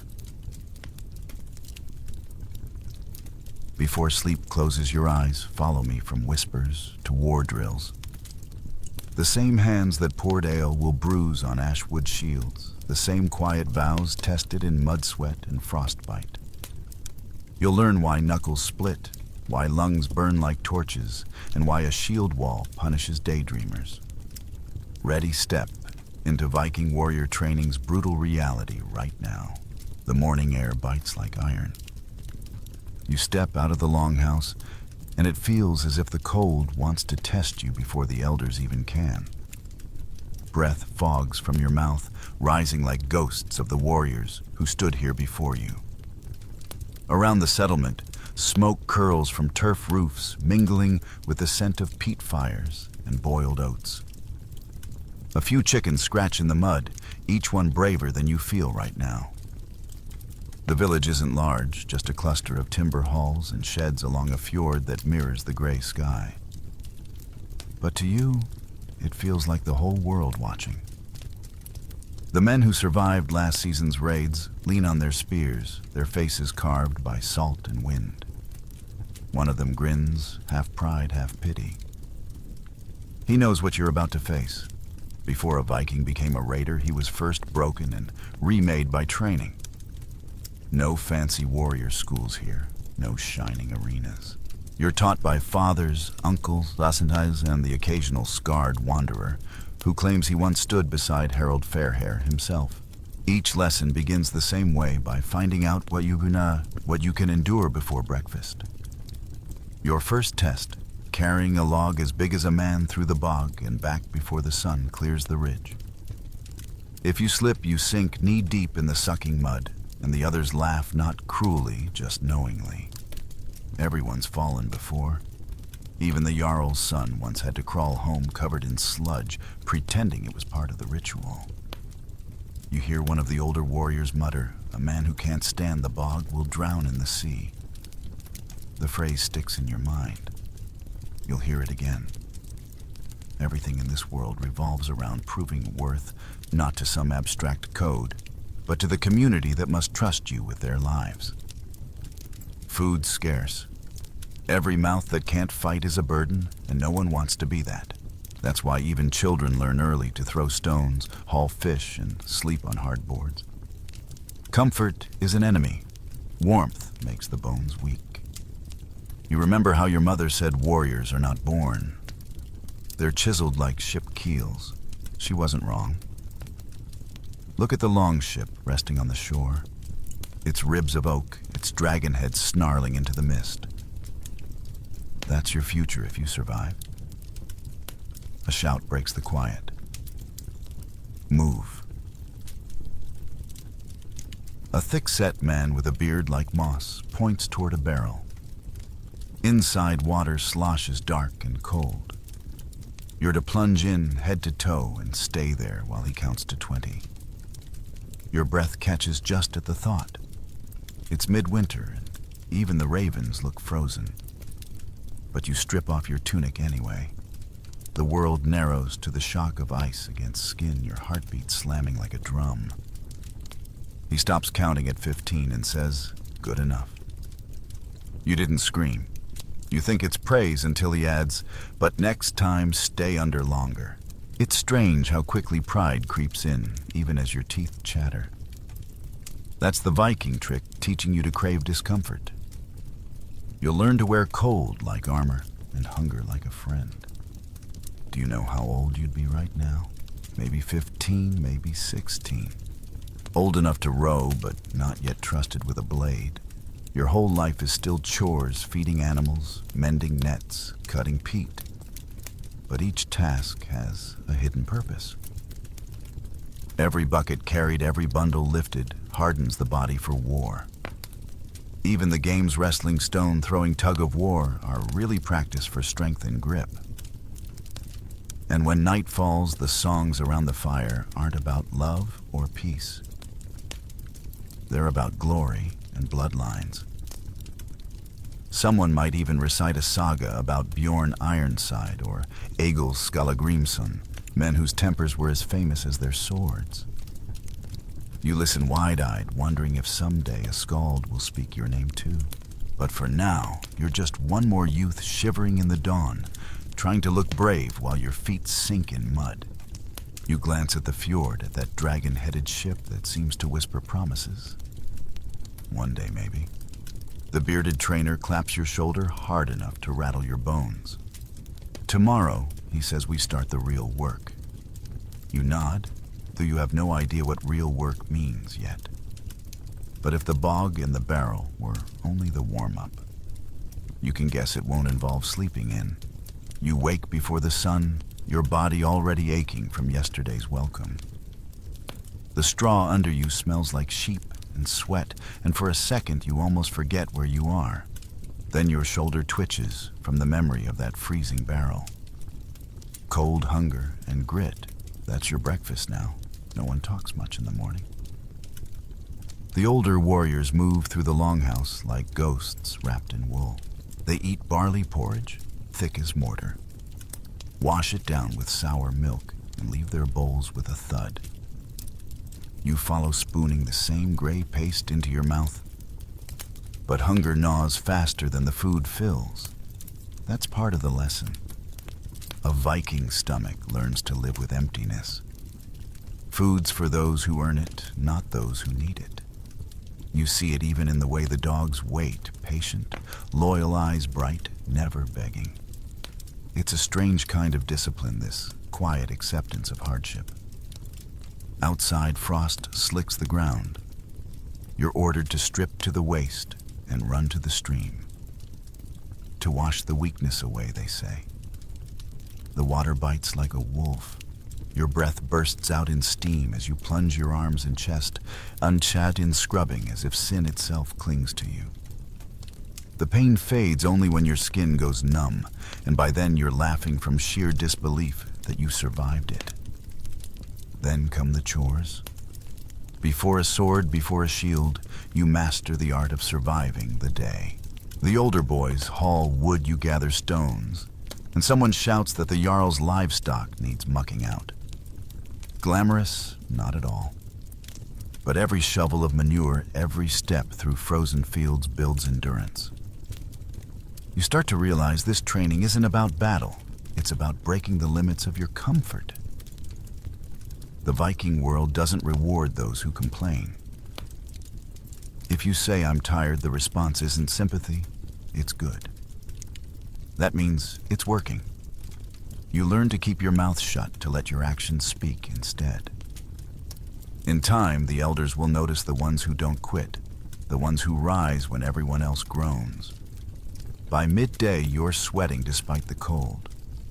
The trainer, that same bearded slab of a man, circles the field. Strength without silence is arrogance, he says. Silence without strength is cowardice. It sounds poetic, though you're too exhausted to care. As the sun creeps higher, your body starts to change in ways you barely notice. Hands that blistered yesterday are toughening today. The ache in your legs becomes background noise. You begin to crave motion, rowing, lifting, running, because stillness feels wrong. That's how warriors are built, one repetition at a time, until even pain feels familiar. By afternoon, there's a new task: fasting. Eat tonight, the trainer says, if you're still standing. It's not cruelty, it's conditioning. You learn to fight dizziness, to move with an empty stomach, to keep the mind clear even when the body complains. Viking raids demanded it. Sometimes you went days without proper food while sailing through cold winds and salt spray. To distract yourself, you watch the others. One boy, Arvid, has the quiet steadiness of someone born for this life. He doesn't brag, doesn't scowl, just keeps moving. Another Einar cracks jokes through the pain, earning a few half smiles even from the grim veterans. You realize everyone finds their own way to endure silence humor or sheer stubbornness. The elders tell a story that evening about Ragnar Lodbrok, how he trained by sleeping on bare stone to harden his back. Someone laughs, but you suspect it's not a myth. The sagas often exaggerated, sure, but they always started with a kernel of truth. Maybe Ragnar did lie on cold rock just to see if comfort could break him. That's the point. Hardship is a habit, not a punishment. As night falls, you curl up again in your straw bed. Your hands tremble slightly and your belly protests the lack of food. But you feel something new humming under your skin, a kind of fierce pride. You didn't quit. You didn't cry. You lasted the day. You close your eyes listening to the low hum of wind outside and wonder what tomorrow will demand. Probably worse. But strangely, you find yourself hoping it is. The next day, your arms already feel like sacks of stones, but there's no sympathy. Only the creak of oars being hauled to the water. Row bale haul, 3 words that will soon define your lungs, your shoulders, and your sanity. The longship waits low and lean, its planks smelling of pitch and salt. You climb aboard with the others, sliding onto a bench polished smooth by years of sweat. The fjord spreads out like cold glass. Your breath mists in rhythm with the morning fog, and the trainer's voice booms from the prow row until the gods can hear you. You dig the oar into the water. It bites back heavy and uncooperative. But soon the rhythm catches. Thud, splash, pull. Every stroke burns, but the burn begins to organize itself, turning pain into pulse. Vikings didn't build their strength in gyms. They built it on waves, dragging ships through storms, rowing when wind and tide were cruel. The man across from you, Einar, flashes a grin through the strain. Still think it's just rowing, he gasps. You try to laugh, but it comes out as a cough. 10 minutes and your shoulders scream for mercy. 20 minutes and your hands blister again, reopening yesterday's calluses. By 30, you stop feeling anything at all, except the strange satisfaction that comes from not stopping. The older men shout timing chants, half rhythm, half threat. Some claim the beat was once set by drummers, others say by the thump of spears on planks. Either way, the sound carries. And it has to, because coordination meant survival. On the sea, if one man lost rhythm, the ship turned slowed, maybe capsized. Here, teamwork isn't about trust falls. It's about not drowning your friends. Hours pass, or maybe lifetimes.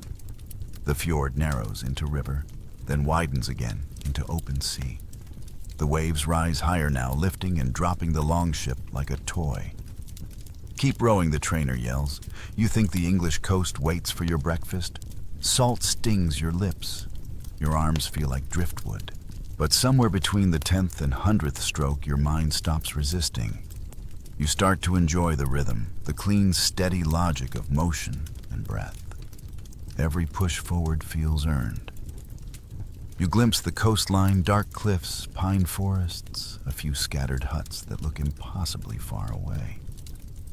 For a brief second, you imagine what it must feel like to cross all that water toward foreign shores, wind whipping your hair, a dragon-headed prow cutting the mist.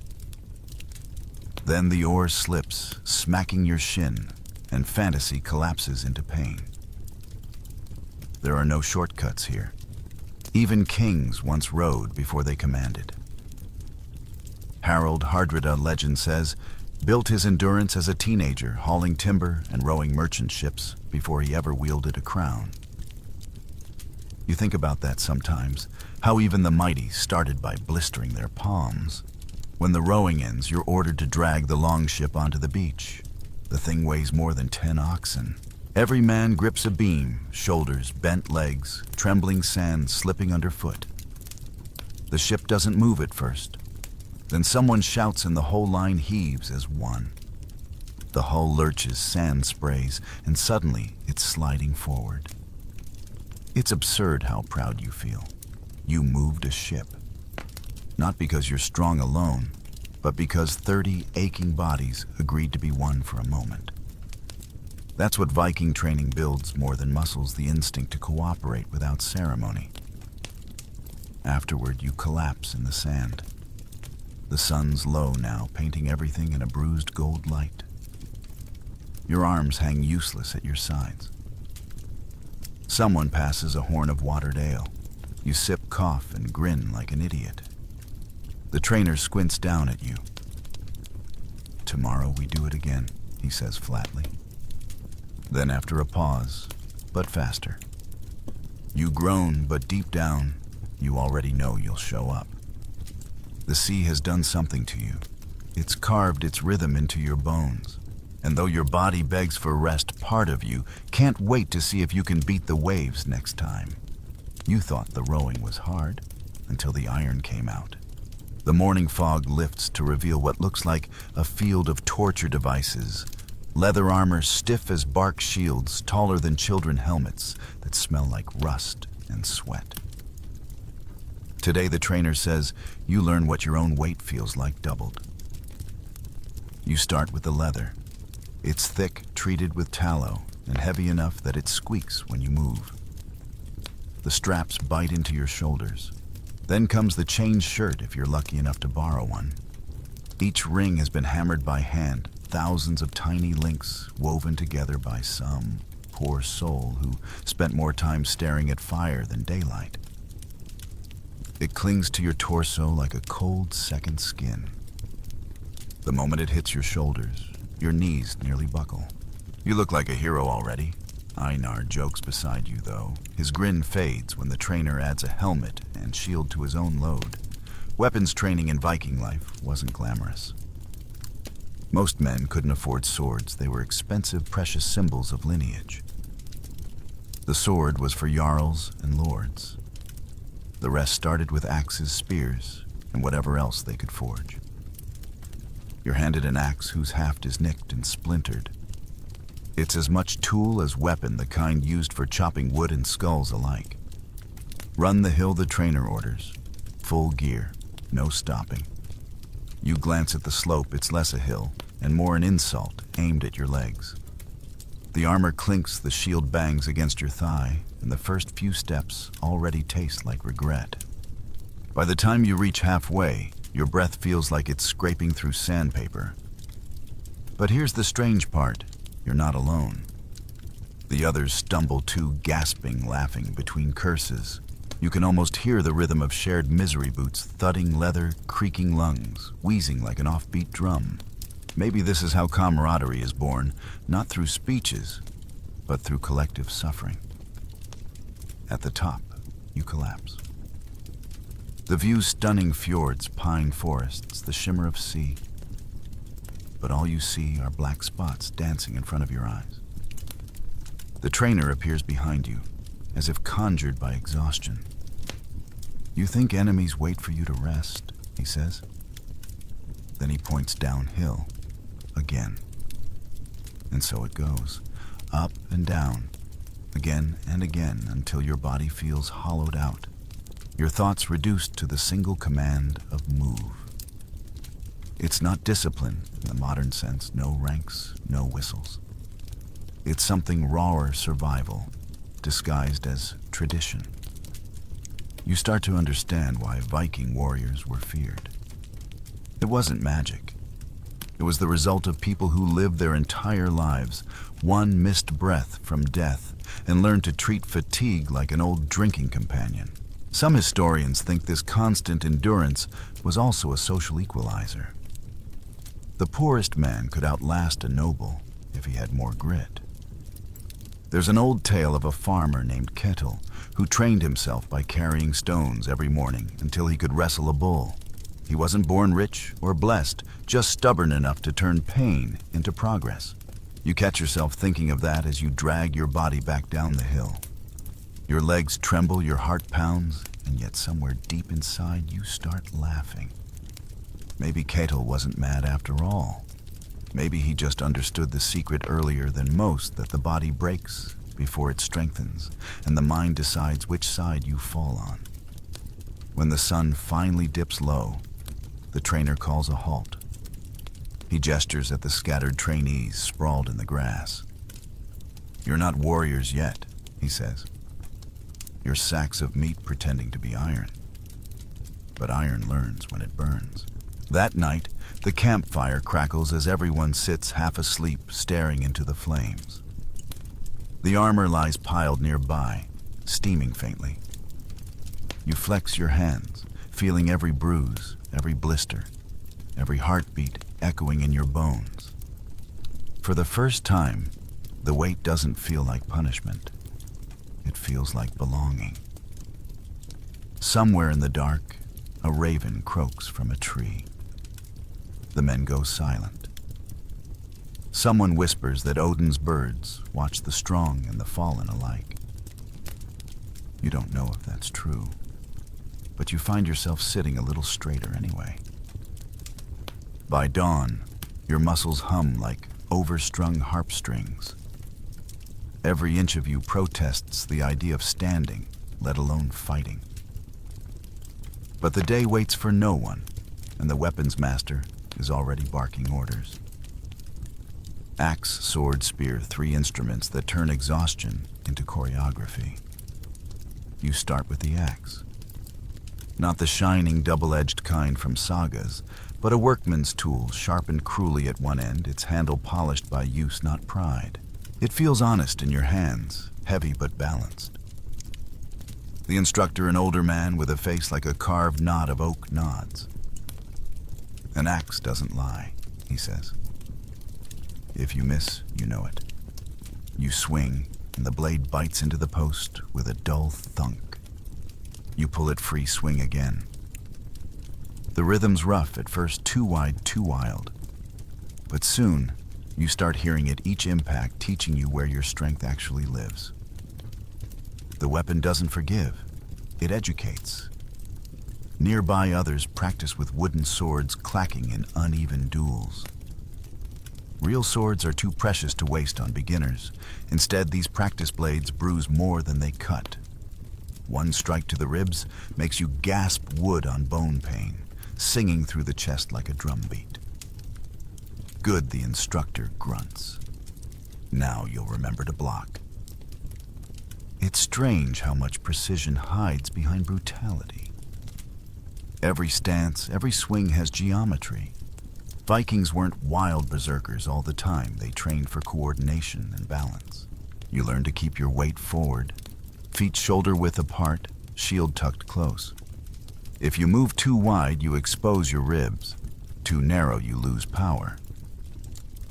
It's like learning a dance, but the wrong step earns bruises instead of applause. When your turn with the spear comes, you're half numb already. The shaft feels alien at first, too long, too light. But after a few thrusts, it becomes an extension of thought. You jab, pivot, retreat. "Good," the master says. Now again. He never praises fully, just that one word clipped and cool. You'd kill for another. Hours pass. The training field smells of pine sap and sweat. Wooden shields split under blows, splinters fly, and laughter occasionally breaks through the grunts. Someone imitates a clumsy swing, and the group erupts. Even in misery, humor survives. At midday, the instructor takes a moment to tell a story, because Vikings loved stories as much as scars. He speaks of Grettir the Strong, who once trained by striking stones until sparks flew. saying each spark was an enemy soul escaping. You doubt the physics, but not the mindset. Every legend starts as exaggeration. Every exaggeration starts as truth. You take a break to drink from a wooden ladle, the water cold and metallic. A flock of gulls wheels overhead, shrieking like disapproving spirits. Your palms are raw now, skin-peeling blood mixing with dirt. You press them against your tunic and decide that pain is just the tuition fee for competence. When you return to the field, you notice something new, the way your body moves without thought. The swing, the block, the shift of balance, it's beginning to flow. You no longer fight the weapon. You listen to it. The axe hums when swung right. The shield rings true when struck clean. This, you realize, is the start of muscle memory, the ancient technology of survival. By late afternoon, you spar for real, not to the death, just to the edge of pride. Einar grins through his beard, raises his spear, and charges. You block too slow, the spear grazes your shoulder, and the sting snaps through you. Before you can blink, he's disarmed your axe handle, pressing against his chest. Both of you freeze panting, then break into laughter. It's not victory, you feel its recognition. That night, as you sit by the fire, you find yourself tracing the grain of your axe handle, almost fondly. It's no longer a stranger. It's a language you've started to speak. The instructor passes glances down at you and mutters, "Keep it near. One day, it'll know you better than your wife." You're not sure if that's humor or prophecy, but you nod anyway. In this world, both can be true. By now, your body's no longer a stranger to weight or pain. But today, the trainer introduces something different, trust. A single warrior dies quickly, he says, but a wall of them lives to tell about it. Welcome to the shield wall, where your heartbeat becomes just one note in a larger drum. The shield in your hand isn't light. Made from linden wood rimmed with iron, it feels like carrying a door ripped from a house. You line up with the others, each man's left edge overlapping his neighbor's right. The formation locks tight, a wooden corridor of noise and tension. Closer, the instructor shouts. You step until your shoulders brush Einar's. The smell of sweat and leather fills your nose. If you can breathe, you're too far apart, he adds. Then comes the command. Advance. The line moves as one slow, heavy, deliberate. You feel the weight of 30 shields grinding forward, the thud of synchronized boots hitting damp soil. The first impact comes from the trainees opposite you, who slam their shields forward in mock charge. The noise is thunderous. Your teeth rattle, your arms shake, and for a terrifying second you think the wall will shatter. But it doesn't. The force spreads through the whole line, absorbed and redirected. You've become a moving fortress. Viking battle wasn't all chaos and screaming, it was discipline. The shield wall, or skjaldborg, was an art form. Each man relied on his neighbor's steadiness. A single coward could doom everyone. It wasn't about glory, it was about cohesion. You learn the rhythm, push, brace, push. Shields clatter, boots slide, and mud splashes up your legs. The instructor prowls the flanks, roaring corrections. Tighten the gap. Keep your eyes level. You look down. You die. His words burn into your ears. The shield's edge digs into your forearm. Your shoulders ache, but something strange happens. You stop noticing yourself. You move when the man beside you moves. Breathe when he breathes. For the first time, your strength doesn't belong to you alone. It's shared, multiplied. Suddenly a whistle cuts through the din. Rotate. The front line kneels, the second steps overtaking their place. The motion's clumsy at first, then smoother. It's the ancient version of a relay, fresh arms replacing tired ones. Efficiency, not heroism, wins wars.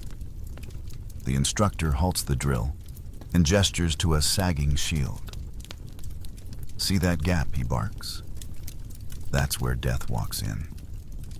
You glance at the gap barely an inch wide and realize how fragile safety really is.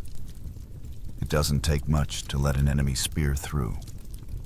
You press your shield harder next round. As the day wears on, the training turns rougher. Wooden spears jab through the gaps, testing your reflexes. Every miss earns a barked insult. You flinch once, twice, then stop flinching at all. The sting of a blunt spearhead becomes background noise. The men around you start to grin, grim shared humor and endurance.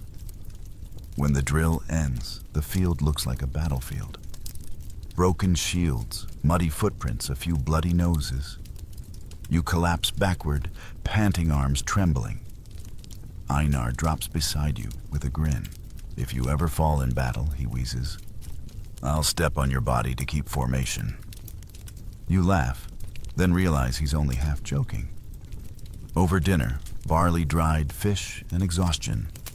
You listen to an older veteran named Torbjorn tell stories. He fought at Hafrsfjord under King Harald, he claims, when Norway was united. Shield walls won kingdoms, he says, his voice low. One man's pride can lose one. You store that away. Later, lying in your straw bed, you stare at the rafters and feel phantom pressure on your left arm, the ghost weight of the shield. You wonder how many times your ancestors stood in that same formation, waiting for the charge. And then you understand what today really taught you. Bravery isn't charging forward, it's staying in place when everything in you wants to run. The sea is a cruel teacher, and she never runs out of lessons. The moment you step onto the longship, you can smell the brine, the tar, the promise of sickness. Today's training isn't about strength or discipline. It's about learning to exist where the world never stops moving. The ship rocks gently at first, almost kindly, as if testing your balance. You grip the gunwale, pretending it's nothing.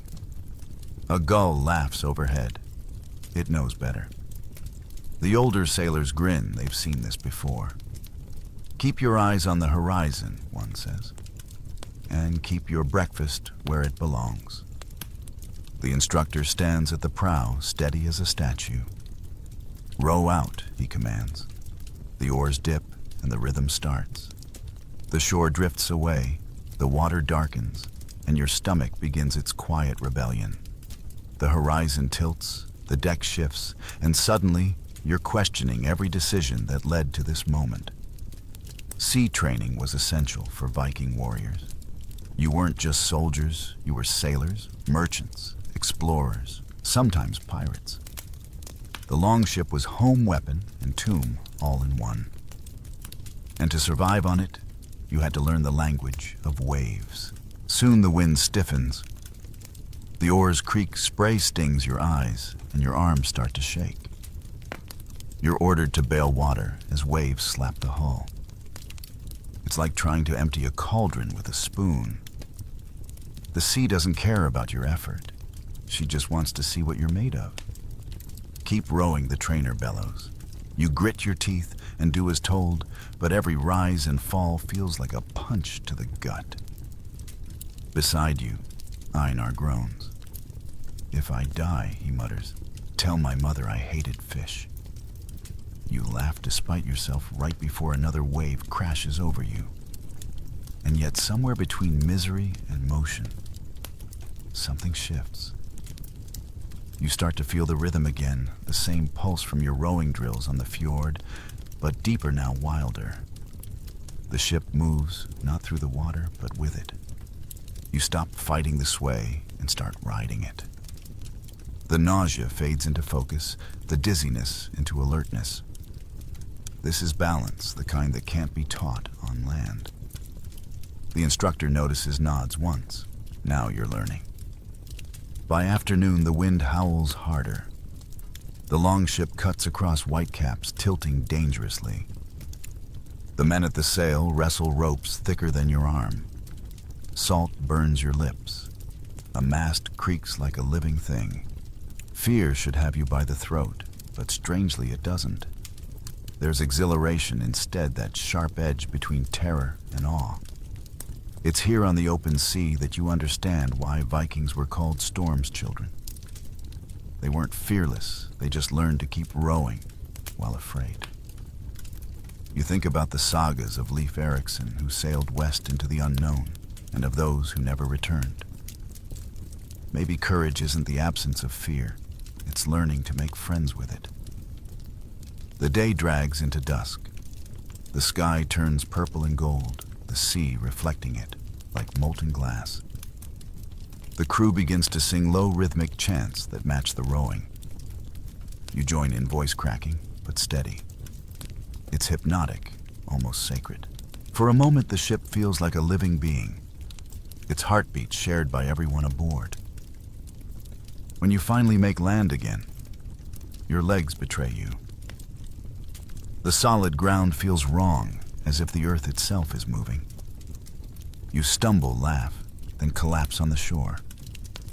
The instructor walks past, boots crunching in wet sand. "Good," he says. "If you can walk straight after a voyage, you didn't train hard enough." That night, as you lie awake listening to waves crash against the rocks, you realize the sea hasn't left you.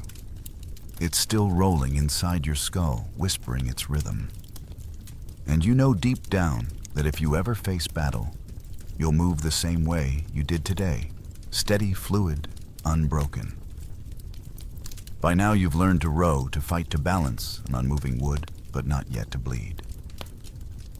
That lesson comes soon enough. Today is mock battle day, and the only thing more dangerous than a Viking enemy is a Viking friend with a wooden weapon and too much enthusiasm. The morning begins with thunder, not from the sky, but from boots stomping on frozen earth. Dozens of trainees form two sides, shields gleaming, adrenaline thick as smoke. This, the instructor growls, is where boys stop pretending. The rules are simple: no killing, no running, no crying. You line up in the shield wall, again, heart-hammering palms, slick. The air buzzes with nervous laughter. Someone mutters a prayer to Thor for strength. Someone else mutters one to Odin for luck.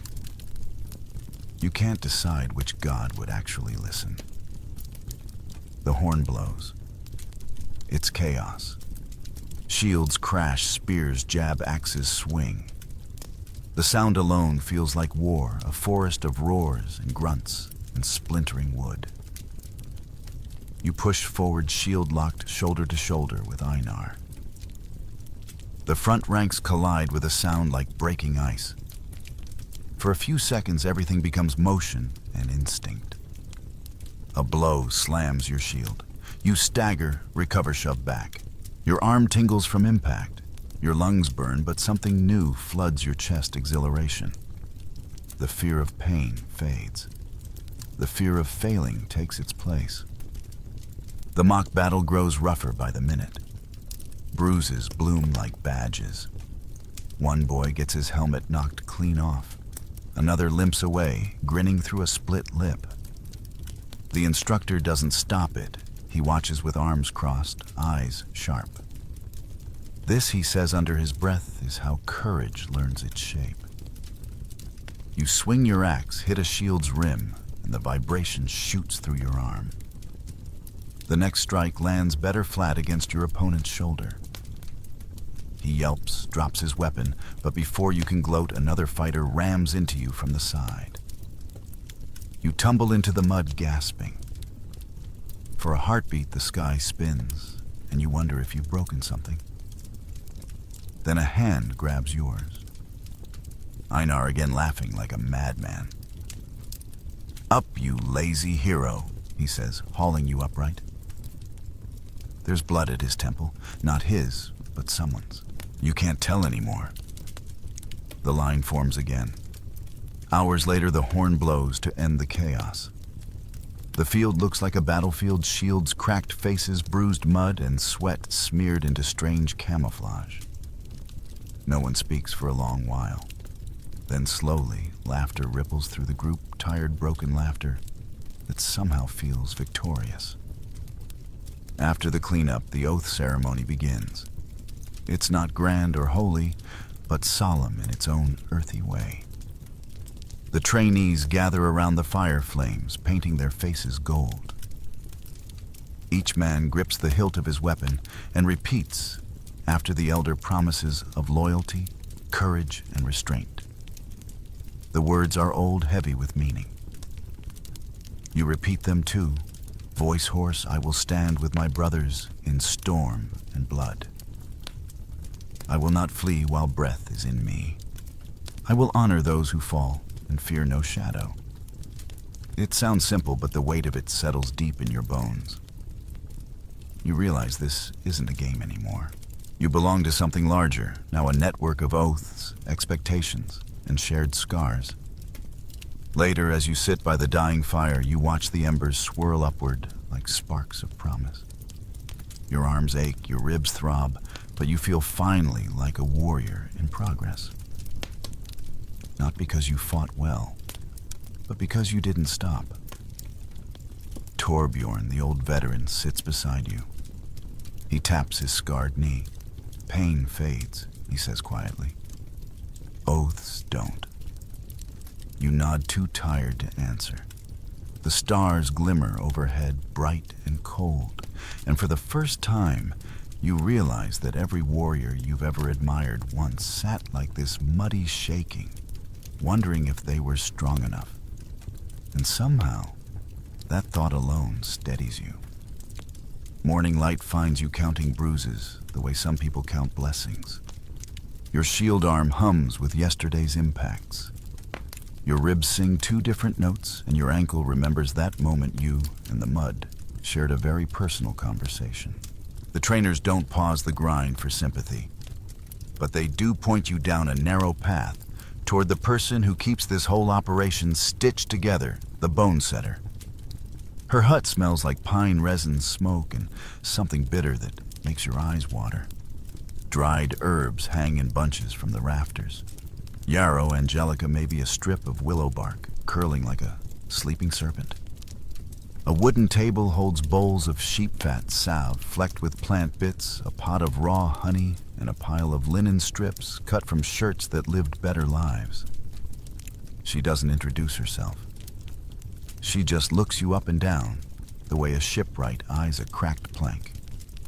Sit, she says, and you do, because even the proud learn quickly who prevents proud men from limping forever.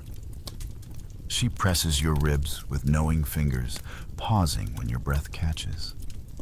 Not broken, she murmurs, but complain to me again, and I'll make it so. The joke lands soft like her palm when she pats your shoulder. Then she unwraps a splint to show you how it's made thin birch slats wool for padding leather thongs to bind. Simple, effective, built from the forest, like everything else in your world. There's a rhythm to her craft that feels familiar. Test judge, set, bind. She warms a smear of pine resin and animal fat salve between her fingers, working it into your shoulder where the spear glance found you yesterday. Resin keeps the wet out, she explains. Fat keeps the herbs in. Honey, she adds, helps keep wounds sweet, by which she means the opposite of rotting. You've heard older men swear by it, and you'll swear by anything that lets you sleep tonight. Some aches you walk through, she says, winding linen snug around your ankle. Some you walk away from. Tell me what you have. That's the real lesson of today, the taxonomy of pain. The dull, symmetrical soreness that arrives after rowing all day. Walk through. The hot, sharp jab inside a joint that makes weight-bearing feel like a bad idea. Walk away unless you enjoy meeting winter with a cane. The ache that fades as muscles warm. Fine. The ache that sharpens as you move. Sit down, hero. Ever tried to impress friends by walking it off only to discover your body had other plans? That story is older than iron. And here, ignoring the wrong signal doesn't just cost points, it costs seasons. She hands you a cup of something that tastes like tree bark, argued with a swamp. Willow-likely people from many lands have used it for pain, since before anyone in your fjord could spell pain. You sip, try not to make a face, and scan the charms, hanging by the door, a small iron Thor's hammer pendant, a boar's tusk, a sliver of ruined wood scorched at the edges. Warriors talk about strength. Healers collect insurance policies. Superstition and medicine share the bench here. The bone setter hums a scrap of verse while binding a wrist more habit than spell. But no one complains. You've heard of men carving a protective rune on the inside of a shield boss, or tucking a hammer amulet into the seam of a boot before a voyage. Egil Skalla Grimson, the skald with fists for punctuation, was said to carve runes to test a suspicious drink, maybe not your exact problem today, but enough to remind you that in this world, cures come as much from caution as from courage. A teenage boy staggers in face, pale arm, held at a strange angle, yesterday's hero, today's lesson. The bone setter nods to you. Watch. She has him lie back, breath slow, eyes on a fixed point. She wraps her hands around the joint, speaks to him in that low river voice all good fixers share, and with a swift practiced twist they're back in place. No gore, just geometry. He yelps, then laughs, the bright relieved kind that makes the rafters answer.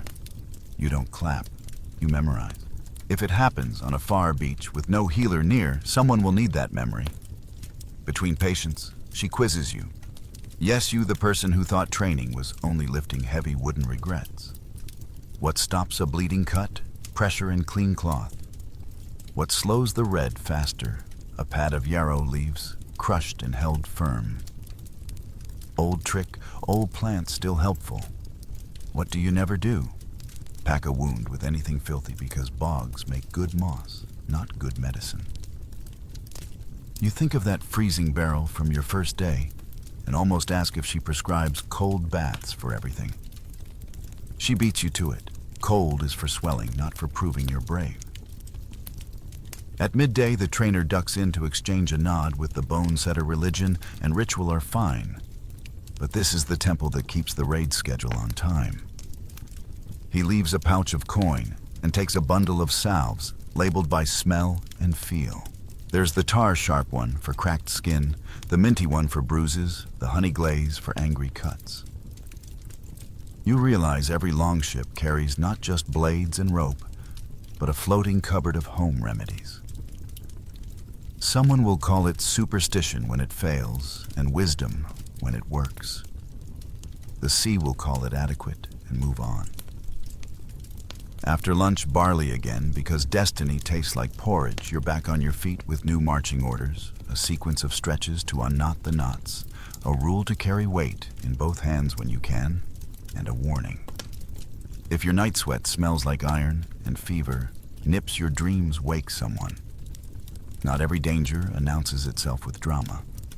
Some just simmer until the first winter storm tests your lungs. Before you go, she points at your ankle. Tell me what pain that is. You shift your weight, listen to the joint, and answer. The kind I walk around, not through. She nods once like you've passed an exam you didn't know you were taking. Good. I don't need heroes. I need men who show up tomorrow. Outside, the world is cold and bright, and the wind smells like the sea you're learning to obey. You slip the little Thor's hammer charm she pressed into your palm onto a thong and tie it under your tunic, not because iron will stop a spear, but because it might steady your hands when you tie a bandage in a storm. Scars will come. That part is not negotiable. The art is deciding which ones you collect and which ones you refuse. Back at the training field, Einar limps over ankle-wrapped twin to yours. You exchange glances, then grins. His charm glints at his throat. Insurance, he says, against what you ask. My own worst decisions, he answers, and you both laugh quietly. like men who have just discovered a more important weapon than any axe judgment. The shore looks wrong the moment you see it too quiet, like a held breath, deciding whether you deserve to exhale. The longship noses through gray, chopped dragonhead. Cutting mist, your oar now more comfort than tool. You know the rhythm by heart. Pull, breathe, listen. And when the prow grinds onto pebbles, the world narrows to the lessons crammed into your bones. Stay with your brothers, keep the gaps closed, do the job, come home. You jump into knee-deep water that bites like the first day's barrel. And you think so. The cold has followed us. The beach smells of kelp and smoke from distant hearths. A few huts dot the rise, low and wary. The horn signal hisses over the surf and the line forms. Without speeches, shields overlapping feet, braced, breath, caged. You remember Torbjorn's voice, one man's pride can lose a wall.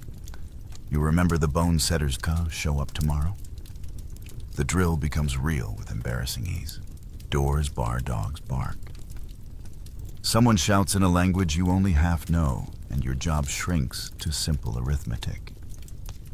Keep Einar's shoulder on yours. Keep your shield edge welded to his. Keep your eyes level, because looking down is an invitation you cannot afford. There is clatter, a spray of thatch, the thud of boots on hard earth, and then the quiet after a storm that hasn't quite decided to leave. You move with the unit, not for glory, but for schedule. If the sea has taught you anything, it's that hesitation gets the final vote. You do not become a legend. You become useful. You hold the lane while others scour stores. You trade words and barter trinkets. Where it's possible, you keep things steady. Where steadiness prevents worse, you are the hinge that doesn't squeak. A door opens, a door closes. The longship sucks the weight back toward itself like a hungry tide. Somewhere in the middle of it, you notice your hands behaving like they did on the practice field. The axe humming when you set it right, the shield ringing true when struck. A clean ring means your angle is good. A flat thud means you need to shift. The geometry doesn't care that this is your first raid. When you push off, surf slapping the hull, you breathe for the first time in an hour that felt like a year. Einar's grin is the familiar lighthouse in your peripheral vision.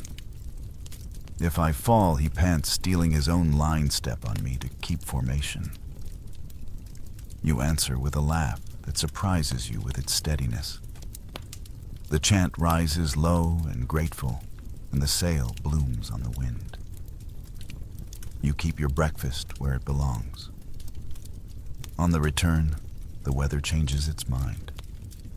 The sky goes from pewter to iron, the sea writing exclamation points you didn't request.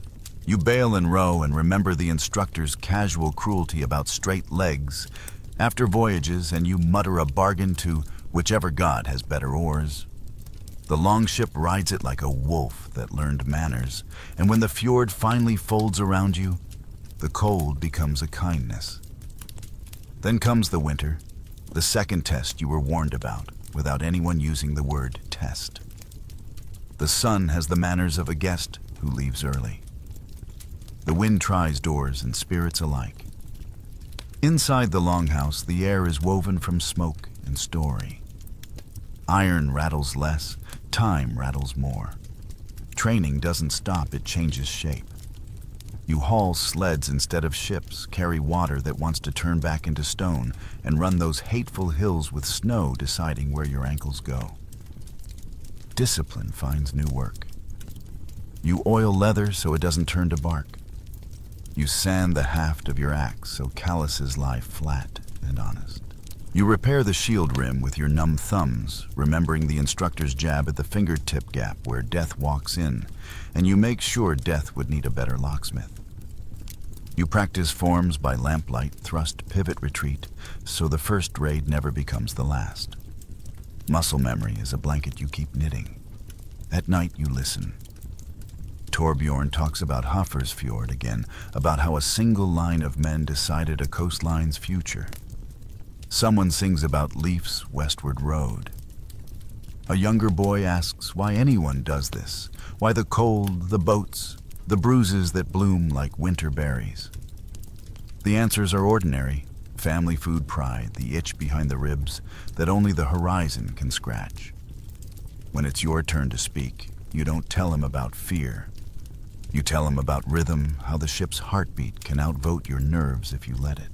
The bone setter visits like winter's aunt, checking coughs, swapping salves, tapping knuckles that forgot which pain is the walk-through kind. She notices your ankle keeping its promise and grunts a soft approval that feels warmer than any blanket. You help her crush yarrow with the haft butt as a pestle, and you swear the hut's resin and honey smell hums the same note as the sea on a mild day. Insurance against your own worst decisions. Einar's phrase has earned a permanent shelf in your mind. You also learn winter's arithmetic, how long a barrel of grain lasts when men train thrice and boys twice. How to stretch fish with a porridge that tastes better when someone tells a story while stirring it. How to fix a leak in the longhouse roof with sod and patience while sleet audition tapes on your face. How to make the days count when the daylight won't. The elders say Harold Hardrada did his counting young road as a merchant before anyone called him king. So you count without complaint. Sometimes you walk out alone to the edge, where the fjord keeps its secrets under glass. The ship sleeps under its cloak like a bear with a crown of rhyme. You hold the Thor's hammer charm under your tunic and feel its small, obedient weight. The wind tastes of iron and pine. You remember the bog, the hill, the barrel, the first clean ring of a shield strike, and realize all the pieces fitted themselves together quietly while you were busy surviving them. A raven hops along the snow-crusted fence and tips its head at you the way old questions do. You tip yours back. Here is a simpler question for anyone listening after everything. Do you still want this life? If the answer is yes, it's not because of glory. It's because the rhythm suits your bones. The work, the wall, the wave, the winter. You were broken into parts and given back to yourself, arranged for purpose. You turn toward the longhouse light, where steam from a pot draws a roof beam of warmth in the air and voices knot into a rope you can hold. Einar is inside, inventing a version of today that makes you sound braver than you felt. The trainer will pretend not to listen and then correct the details with a smirk that forgives more than it admits. Someone will hand you a bowl that tastes like barley and victory. The oars will sleep until they don't. The sea will wait until she doesn't. And when she calls again, you will shoulder your share of the moving wall, not because a saga demands it, but because tomorrow is simply another lesson in a language you can now speak. Close your eyes now. The fjord is quiet, the long ship pulled ashore, and the hearth hums low. Your breath matches the tide, steady and soft. Bruises fade to warmth. Oars become drifting feathers. Let the night fold around your shoulders like a cloak. You are safe. You've done enough, and morning will arrive gently on silver water in the hush.